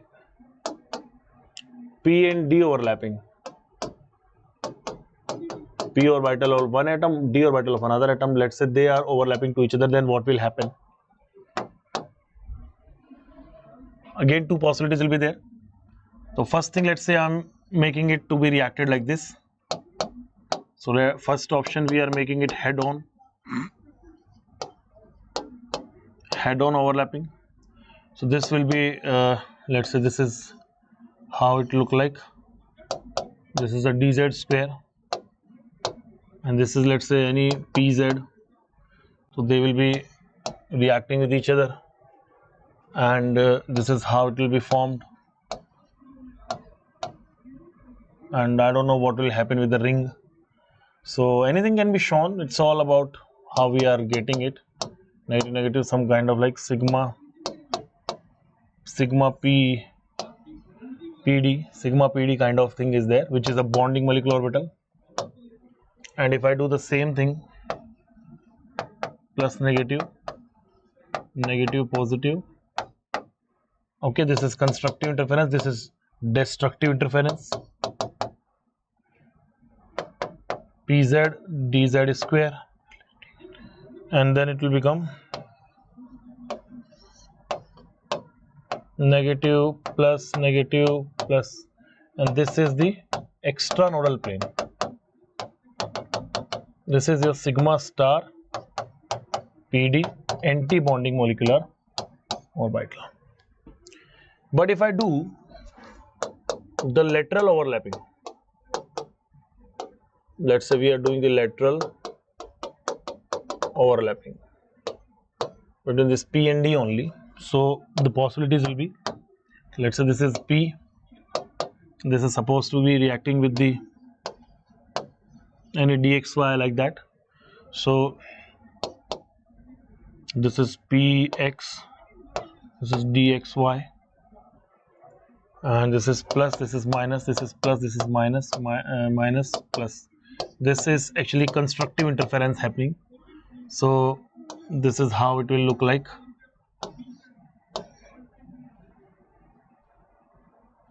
I don't know how it will look like exactly, but we can imagine it.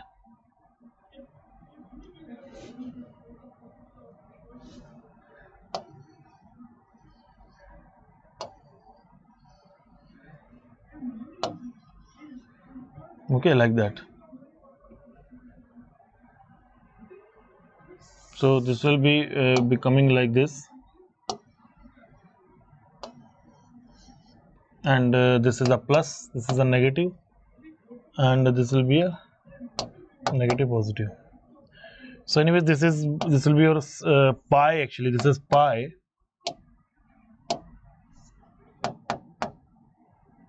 pd, whatever we are forming, and this is bonding molecular orbital. But if I do the same thing, plus, negative, negative, positive, negative, positive. Now this is something where a gap will come. This will become like this. This will be like this. It will come as an extra nodal plane, and this is, let's say, plus minus. This is minus and plus, and then plus and minus. This is actually pi star PD. This is actually anti-bonding molecular orbital. So what I'm suggesting is that you can form it by any of the orbital. Why am I doing up to this the much level P and D also I'm intermixing? Because some of the questions in JEE Advanced came. I'll show you some question from JEE Advanced 2023 where you can find this kind of bonding. Okay, we'll reach up over there and we can form anything by our own itself. Now let's say the differences of the bonding versus anti-bonding. Bonding molecular orbitals are first formed and first filled because they are of. Sir, why there is no crash course in 4 Advanced? I'll bring it right after JEE Mains exam. Once the JEE Mains exam will be done. Because all the lectures what we are bringing are up to the conceptual level of advanced, but yes, practice problems and PYQ solving of advanced will be coming very soon, right after. Right now boards are going on, right now your mains attempt is left, and right after wrapping everything up, then I'll come to the advanced part. Okay, let me take command from here. So now we have bonding molecular orbital versus anti-bonding. Please read it out. We have already explained everything. I'll sit somewhere and I'll dictate all the points to you. We'll sit somewhere and dictate everything to you. Yeah. So bonding results in the linear combination where the what should I say, constructive interference is taking place. Wave functions are added of the same sign. Anti-bonding results in the linear combination of atomic orbital where there is wave function are subtracted. This is added, this is subtracted. Subtracted means destructive interference. Constructive interference will be taking place over here. They may or may not have any node, but they will definitely be one extra node. The charge density increases, electron density increases in the bonding molecular orbital. In anti-bonding orbital, it decreases. Charge density stabilizes, and there is an attraction between the atoms. Charge density decreases, there will be repulsion between the atoms. Bonding molecular orbitals are more stable and have less energy. Anti-bonding have less stability, more energy. So this is the difference between these two. The electrons are filled into molecular orbitals in the increasing order of orbital energy from the orbital with the lowest to the highest. Is it correct? Of course it is correct. Yes. Yes, it is absolutely correct. Then anti-bonding orbital has what? More energy than bonding and less stability. Condition of this, all of above will be correct. This you do it by your own. If P is Z axis, main axis is the Z, molecular orbital Px and Py will overlap to form what? No bond will be formed because Px and Py will not be in the same alignment to overlap. Now I'd like to let you know about the electronic configuration, which requires 3 major rules. Off-bow rule. Off-bow rule we studied in 2nd chapter. Atomic structure says that we have to fill the electrons in increasing order of their molecular orbitals. Hund's rule says that in any of the molecular orbital you cannot fill electrons, we cannot double up, we cannot pair up the electrons in one orbital until unless all the degenerated orbitals or equal energy containing orbitals are equally filled, singly filled with same spin. This is what Hund's rule say. And Pauli exclusion principle simply says that if one electron is having up spin, the another must have a down spin, because in one orbital 2 electrons can be identified using their different spins only. Spin magnetic moment, spin quantum number should be different for both the electrons. So there comes the energy level and electronic configuration, which I'll be explaining you very soon. This is the energy level. Please read it out once and then I'll explain you.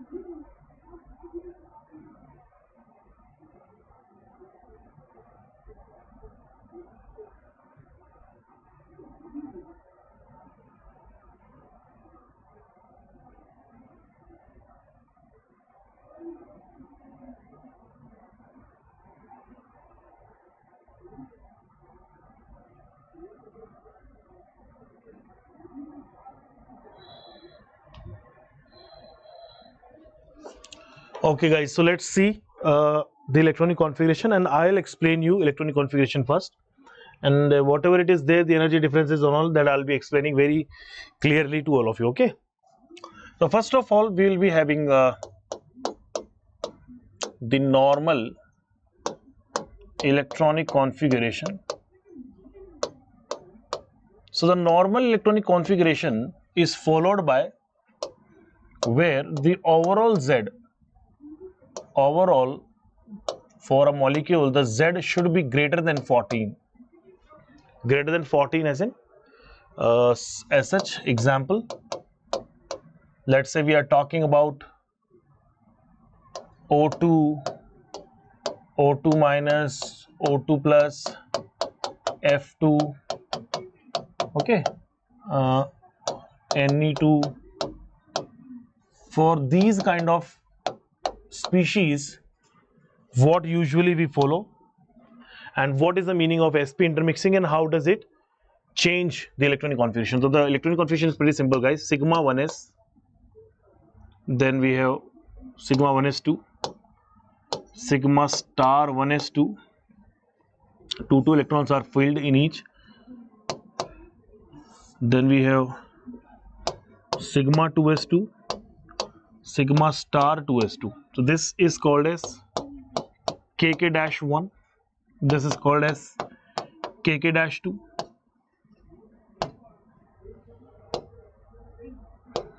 kk-1, kk-2. Then we have sigma 2pz will, because first sigma is formed then pi is formed, so sigma 2pz, pi 2px2, 2pz2, pi 2px is equals to pi 2py2. Let's say we are not mentioning any 2 there. I think we should not mention the number of electrons there, okay, because that is looking a bit odd actually to me, because each orbital is filled with 2 electrons itself. So sigma 1s, sigma star 1s, sigma 2s, sigma star 2s, pi 2px, sigma 2pz, pi 2px equals to pi 2pz, then pi star 2px is equals to pi star 2py, and sigma 2pz, sigma 2pz, like this it is formed. Okay, this is the normal electronic configuration. So even if I want to show you, let's say we are talking about oxygen. So how many electrons are there in oxygen? So it will be like sigma 1s2, there are like Z is actually 16 and electrons also are 16. So 16 electrons are filled like this: sigma 1s2, sigma star 1s2, sigma 2s2, sigma star 2s2, sigma 2pz2, pi 2px2 equals to pi 2py2, then pi star 2px2, pi star 2py, pi star 2py1, because Hund's rule has to be followed, 1 is equals to 1, pi 2py1. This is the electronic configuration. Okay, 2 2 2 2 2 10 14 and 216. So if you want me to draw the energy level diagram, so rest of the diagram is pretty simple. We will directly talk about the p orbitals only. This is 2p, 2p4. This is also 2p4.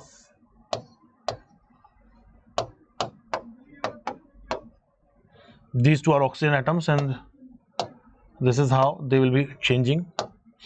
So first of all, this is forming 1 2p z2 sigma 2p z.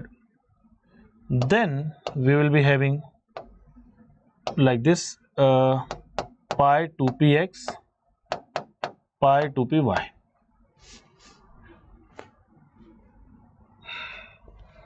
Then we know that anti-bonding will be having higher energy, so this will become sigma star 2pz, and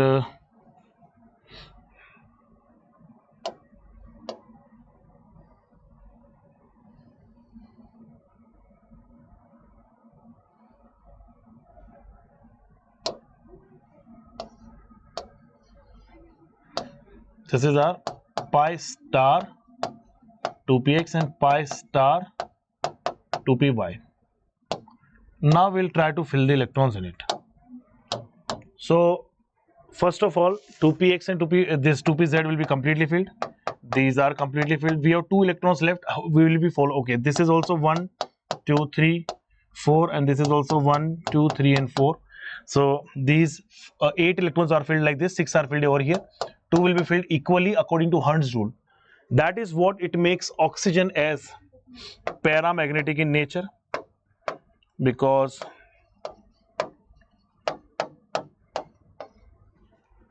number of unpaired electrons are how many? 2. That is why species has become paramagnetic. Since the species is paramagnetic, and this is how it looks like. So that's it.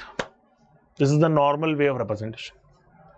But now what happens in the case if we have Z overall? If we have Z overall less than 14 or equals to 14. So there exists a sp intermixing takes place. Sp intermixing takes place. For an example, N2, N2 plus, even N2 minus, C2, B2, etc. So till here what will happen, guys? Sp intermixing take place. What is it? That I'll explain later, but let us first write the electronic configuration. There we follow this sigma 1s, star 1s, 2s, star 2s. This is actually kk-1, kk-2. Then instead of sigma 2pz, we first have pi 2px. Why? This is because of sp intermixing. Pi 2px is equals to pi 2py sigma 2pz, but rest will be the same. Pi star 2px, pi star 2py, sigma star 2pz. These are of equal energy. The only difference we are observing is this xyz. So how I learned at my time of coaching, I learned it like whenever we are having Z less than 14 and total electrons less than 14, or even more, but Z is less than 14, then sp intermixing takes place, due to which order become xyz. Above 14 it will become zxy. But that's it, we have to remember. What is the meaning of sp intermixing over here? That let me explain to you.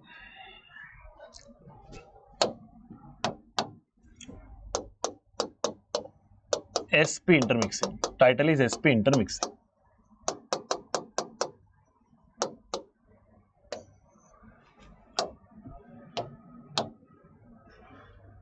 So the regular, actually what happens, let's say we are having nitrogen,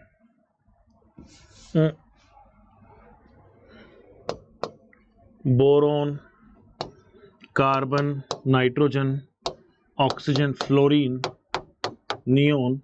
The configuration is 2s2,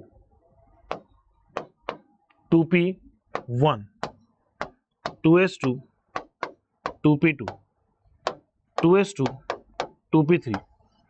This is 2s2, 2p4, and so on. So beyond that,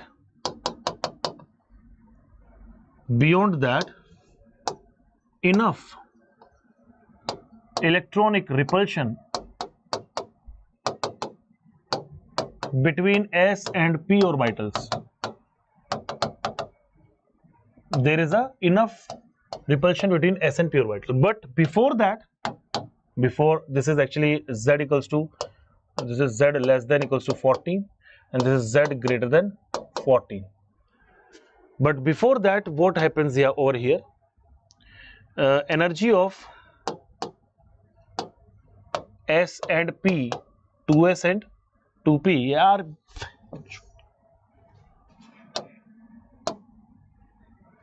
the energy of 2s and 2p orbitals are quite nearby. The energy of 2s and 2p is very close, very closer energy is there, 2p1, 2p2. That's why they starts doing what? They starts doing intermixing takes place.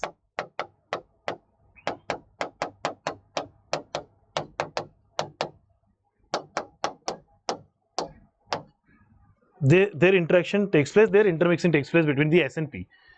Now, what is the meaning of that? How intermixing is taking place? Let me show you. So,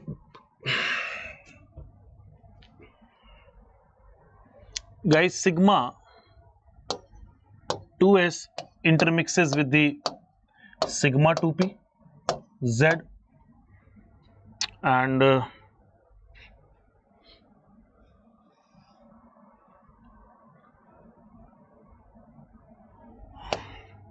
sigma star 2s intermixes with sigma star 2p z, due to which there is a hybrid orbitals takes place. There is like hybrid orbitals formed, and these hybrid orbitals take the energy diagrams from there to here, that initially this was there.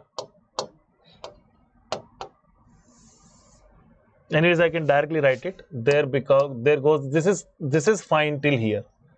There is no problem in such as such. Pi 2px, pi 2py star star sigma 2pz star. So this is the increased value of the star one. Now talking about the lower one will be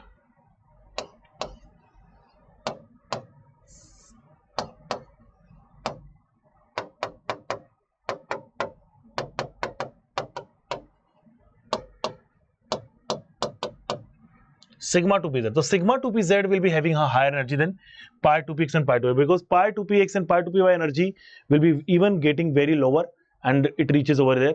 Sigma star will be getting even higher over there. So sigma 2s and 2pz, sigma 2s will be doing with sigma 2pz, and like that is happening.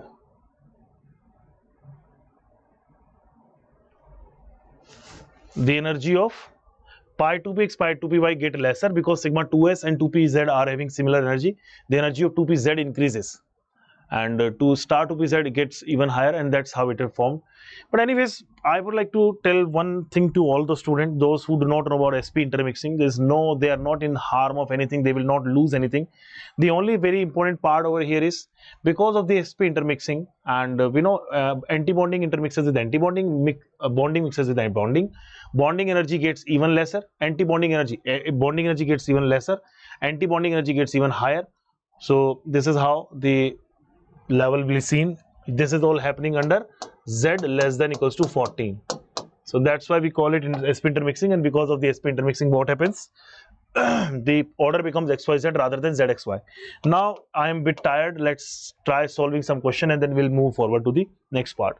So it is asking that do we have anti-bonding molecular orbital of 1s as sigma star is fine. It can never form pi because spherically symmetrical can never form pi. Which of the following has the highest energy among this sigma 2pz sigma star 2pz will have the highest.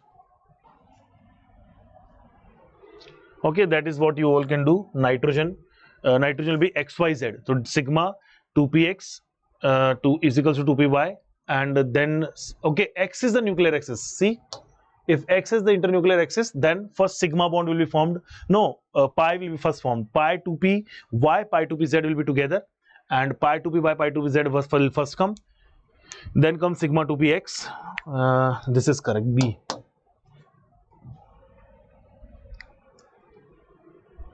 Now, what is the application of the whole energy diagrams and the electronic configuration we just have studied? The application is pretty simple, that stability of the molecule. Stability of the molecule is decided by stability is directly proportional to the bond order. If the bond order is same, if bond order is the same, then bond order is higher, then the one which is having higher bond order will be having higher stability. The one with higher bond order will be having higher bond stability. If bond order is not same, okay, let's say bond order is not same, then in that case we have to check it accordingly. Like how? Let me tell you.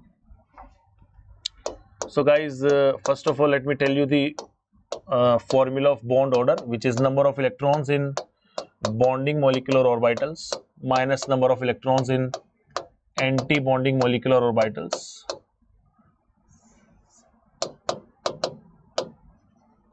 whole divided by 2. So let's see how we proceed. Bond order, we have to find out number of electrons in bonding minus anti-bonding by 2. So let's say we are talking about hydrogen plus, hydrogen negative. Okay, this is an very important concept I'm explaining about the stability. So H2 has 2 electrons, so it will become sigma 1s2, and bond order will come up as 2 minus 0 upon 2 is equals to 1. H2 plus has 1 electron, and 1 electron will be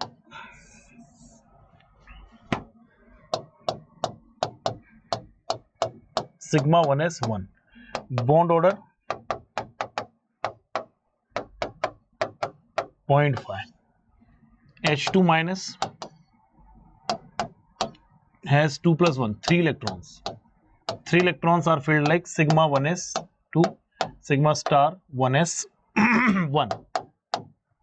Bond order 2 minus 1 by 2, again 0.5.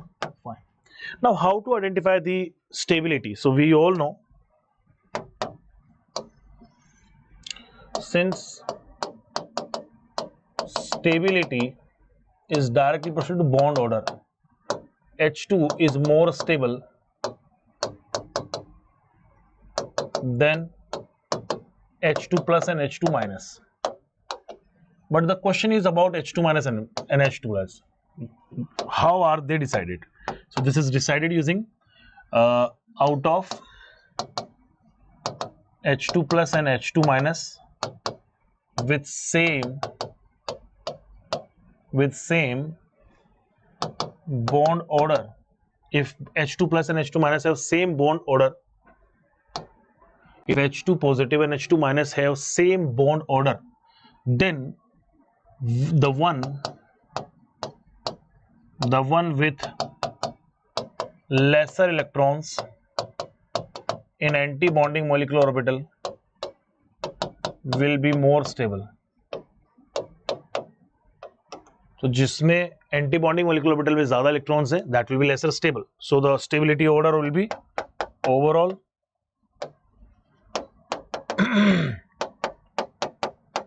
stability order. Overall stability order will become H2 plus, H2 negative.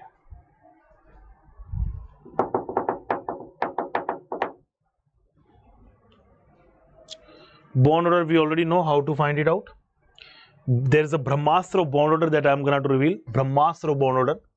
So guys, always remember, whenever the electrons in any of the species are 14, whenever the electrons are 14, for example, nitrogen C2 2 minus, O2 2 plus, etc. Whenever you find anywhere 14 electrons are there, then there will be a maximum bond order of 3, which is the maximum bond order possible. This is the maximum possible bond order. Now anything which has more number of electrons than it, so let's say if electrons are 15, 16, 17, 18 and so on. So if 50 electrons are there, for an example, N2 minus, O2 plus, then the bond order will become 0.5 lesser, and it keeps on lesser. The bond order will become 2, will become 1.5, will become 1 and so on. This is how it works. This is my bottle of water, man. Anyways, for 16 the examples could be O2, N2 2 negative, F2 2 positive, etc. For 17 the examples could be O2 negative, F2 positive. For 18 the example is simply F2, O2 2 negative, etc. So that is what keeps on happening. Now let me take you to lesser number of electrons than 14. Again, with one lesser electron, bond order decreases by 0.5. Sorry. So examples could be N2 with a positive charge, C2 with a negative charge, no, O2 with a negative charge, no yaar, 13, sorry, C2 with a negative charge, sorry, and for this the bond order will be 2.5 again. If electrons are just 12, you know where you can get 12 electrons? C2, N2 2 positive, the bond order will be again 2. If the electrons are just 11 or electrons are just 10 and so on, so 11 could be in C2 positive, B2 negative, bond order will be 1.5. This will be B2, C2 2 positive, the bond order will be 1 and so on. So guys, this is the Brahmastra of bond order that we have to learn. Right after learning this Brahmastra, we will not require to learn down or to find it out writing the electronic configuration. We will simply use this concept and we'll try to find out what's needed. Okay, so just have a look on this, guys, and allow me a moment. I'll come with some water and then I'll finish the rest of the chapter remaining, and then that's it.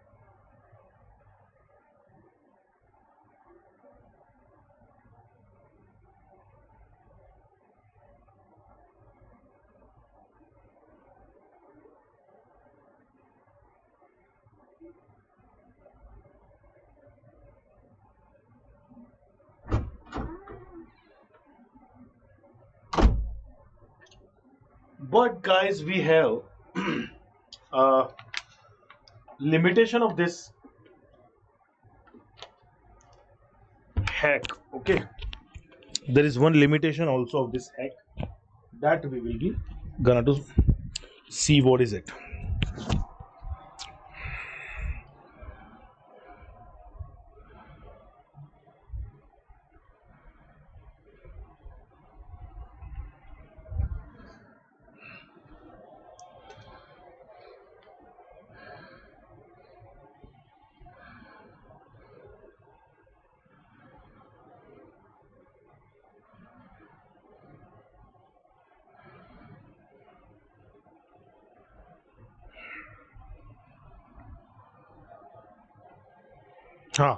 There it is. This is the hack of this. Basically, there is one limitation, and the only limitation of our Brahmas is this.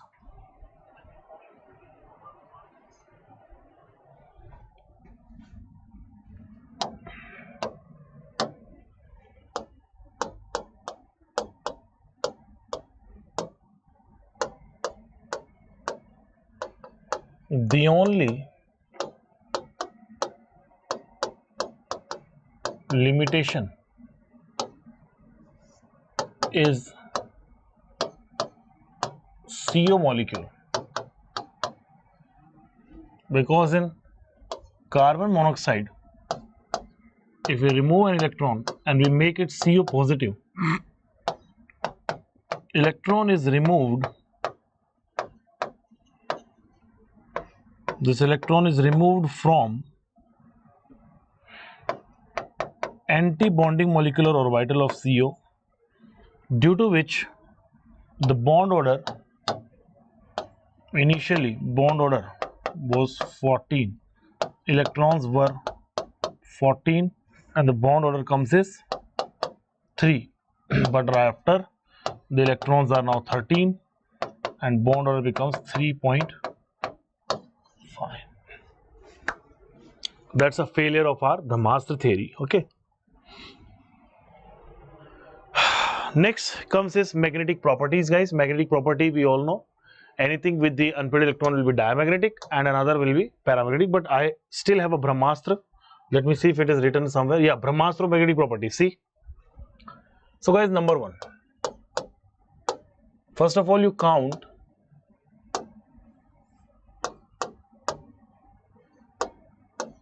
total electrons. First of all, count total electrons. If total electrons come odd,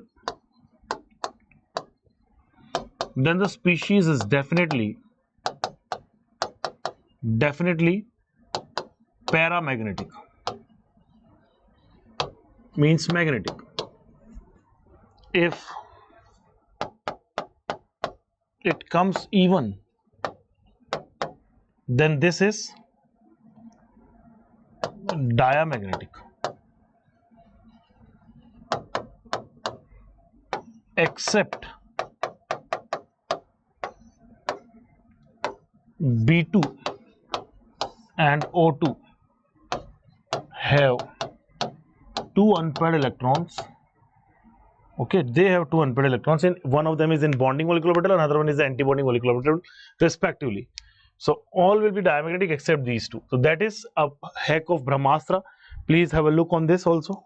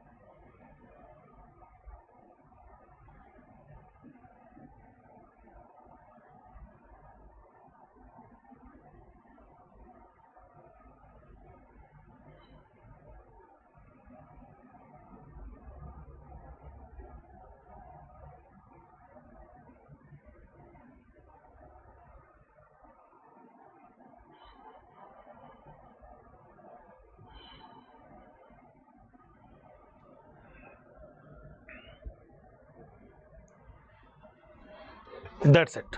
So now we have studied electronic configuration, bond order.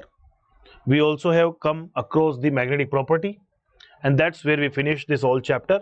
And let us solve some problems and then we'll wind up. Okay.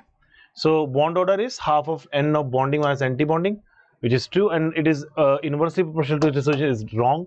It is directly proportional to the bond energy. Number of electrons in bonding molecular orbital are greater than anti-bonding. That means it is stable. The bond order will come greater than 0 in that case. Paramagnetic is exhibited by molecule if it has paired electron, if it has unpaired electron in any of them, let it be bonding, let it be anti-bonding, unpaired electron must be there. Energy level diagram we already have discussed for H2, H2 plus. Please have a look on these guys. You better do these by your own. Okay. That is what we have just done. Completed.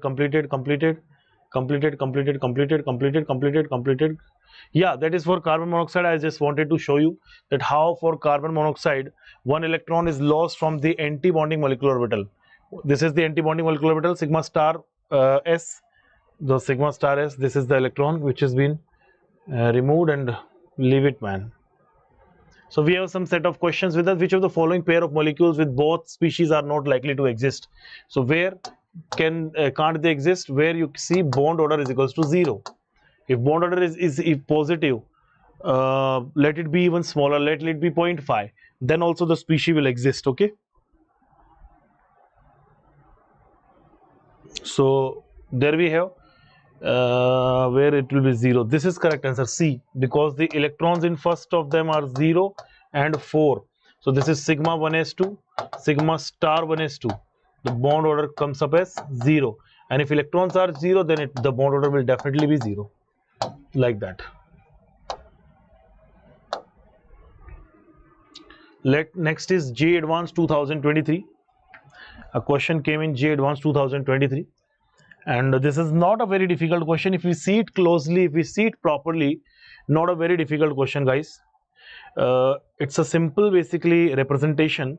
We can check this. This is 2s and this is 2p. So the only thing that we have to check for F2 molecule, okay, for F2. So F2, you all know about electrons are how many?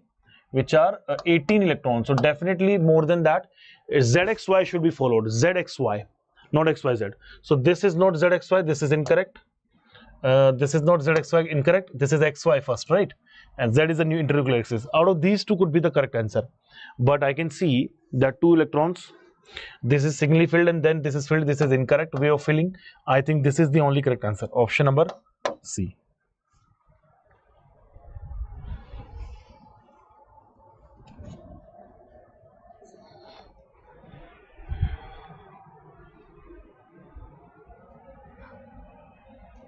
One more question from advanced, and I was already giving you such examples earlier, I remember.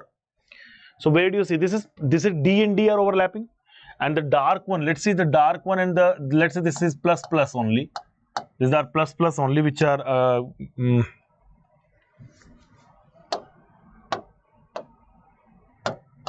this is plus, this is plus, plus plus, this is minus minus minus minus. This type of bonding is constructive interference is taking place. This is DD sigma bond is forming, and that is also constructive sigma. So this is the correct answer. First is 2. Next we see this is a minus minus plus plus. This is a D and P bonding is taking PD pi bonding. So PD pi bonding. This is anti bonding but pi bonding itself. So this is PD pi star anti bonding, and this is sigma bonding only.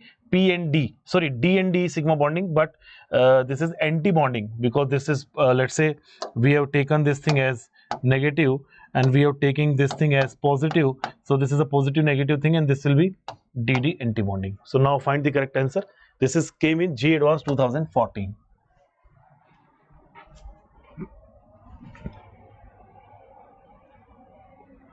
Then stability. If we talk about the stability, we already have gone through this formulation that O2, 2 positive, O2 positive, O2 negative, 2 negative. Electrons are subsequently increasing. Electrons are 14, 15, 16, 17 and 18. Bond orders will be, how much is the bond order?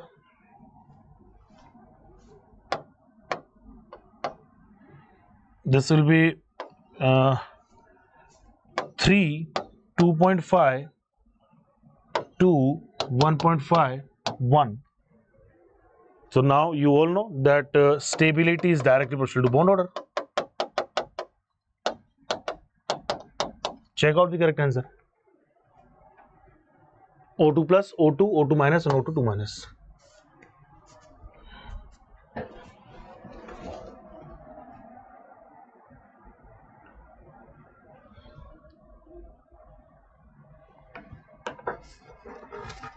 So let's say if 2s 2p intermixing is not operative, so it will be like zxy only. If it is not xyz, it's following zxy, then what will happen? Then the paramagnetic among them will be what? Then you need to write down the electronic configuration first. That is sigma 1s2, sigma star 1s2, sigma 2s2, star 2s2. Now first of all, let me know their electrons. This is like 4 hydrogen, helium, lithium, beryllium. 8, 10, 12, 14. So out of these, that's how we have to follow it. Now it comes pi 2px pi 2py is equals to, and sigma 2pz. 8 electrons are already filled there. So up to 8 electrons we have no concern as such. No paramagnetic species will be seen. But if we fill one individually over here, then total electrons can be 10. If it is sorry, it's saying not operative. So if it is not operative, then first it comes sigma 2pz, then comes pi 2px1 is equals to pi 2py1. This is electrons are 12. So I think carbon should be the one which will suffer. And usually when sp intermixing takes place, then boron B2 comes as a paramagnetic species. But here carbon, dicarbon C2 will be the correct paramagnetic species. Hunt's rule is not okay. You do it as a homework. And rest of the questions I'll be bringing very soon. And guys, that's it. We have completed this session. And hopefully you all have enjoyed it. Please like the session, everyone, and try to come on the time, and we'll try to cover so many good topics for all 2026 aspirants and 2025 as well. 2025 we right now are going with triple R series, and this was for 11 student dedicatedly. Next session will be from JEE Main 2002 to 2025, bringing all the questions on this chapter. This is chemical bonding. Bye bye everyone, and take care.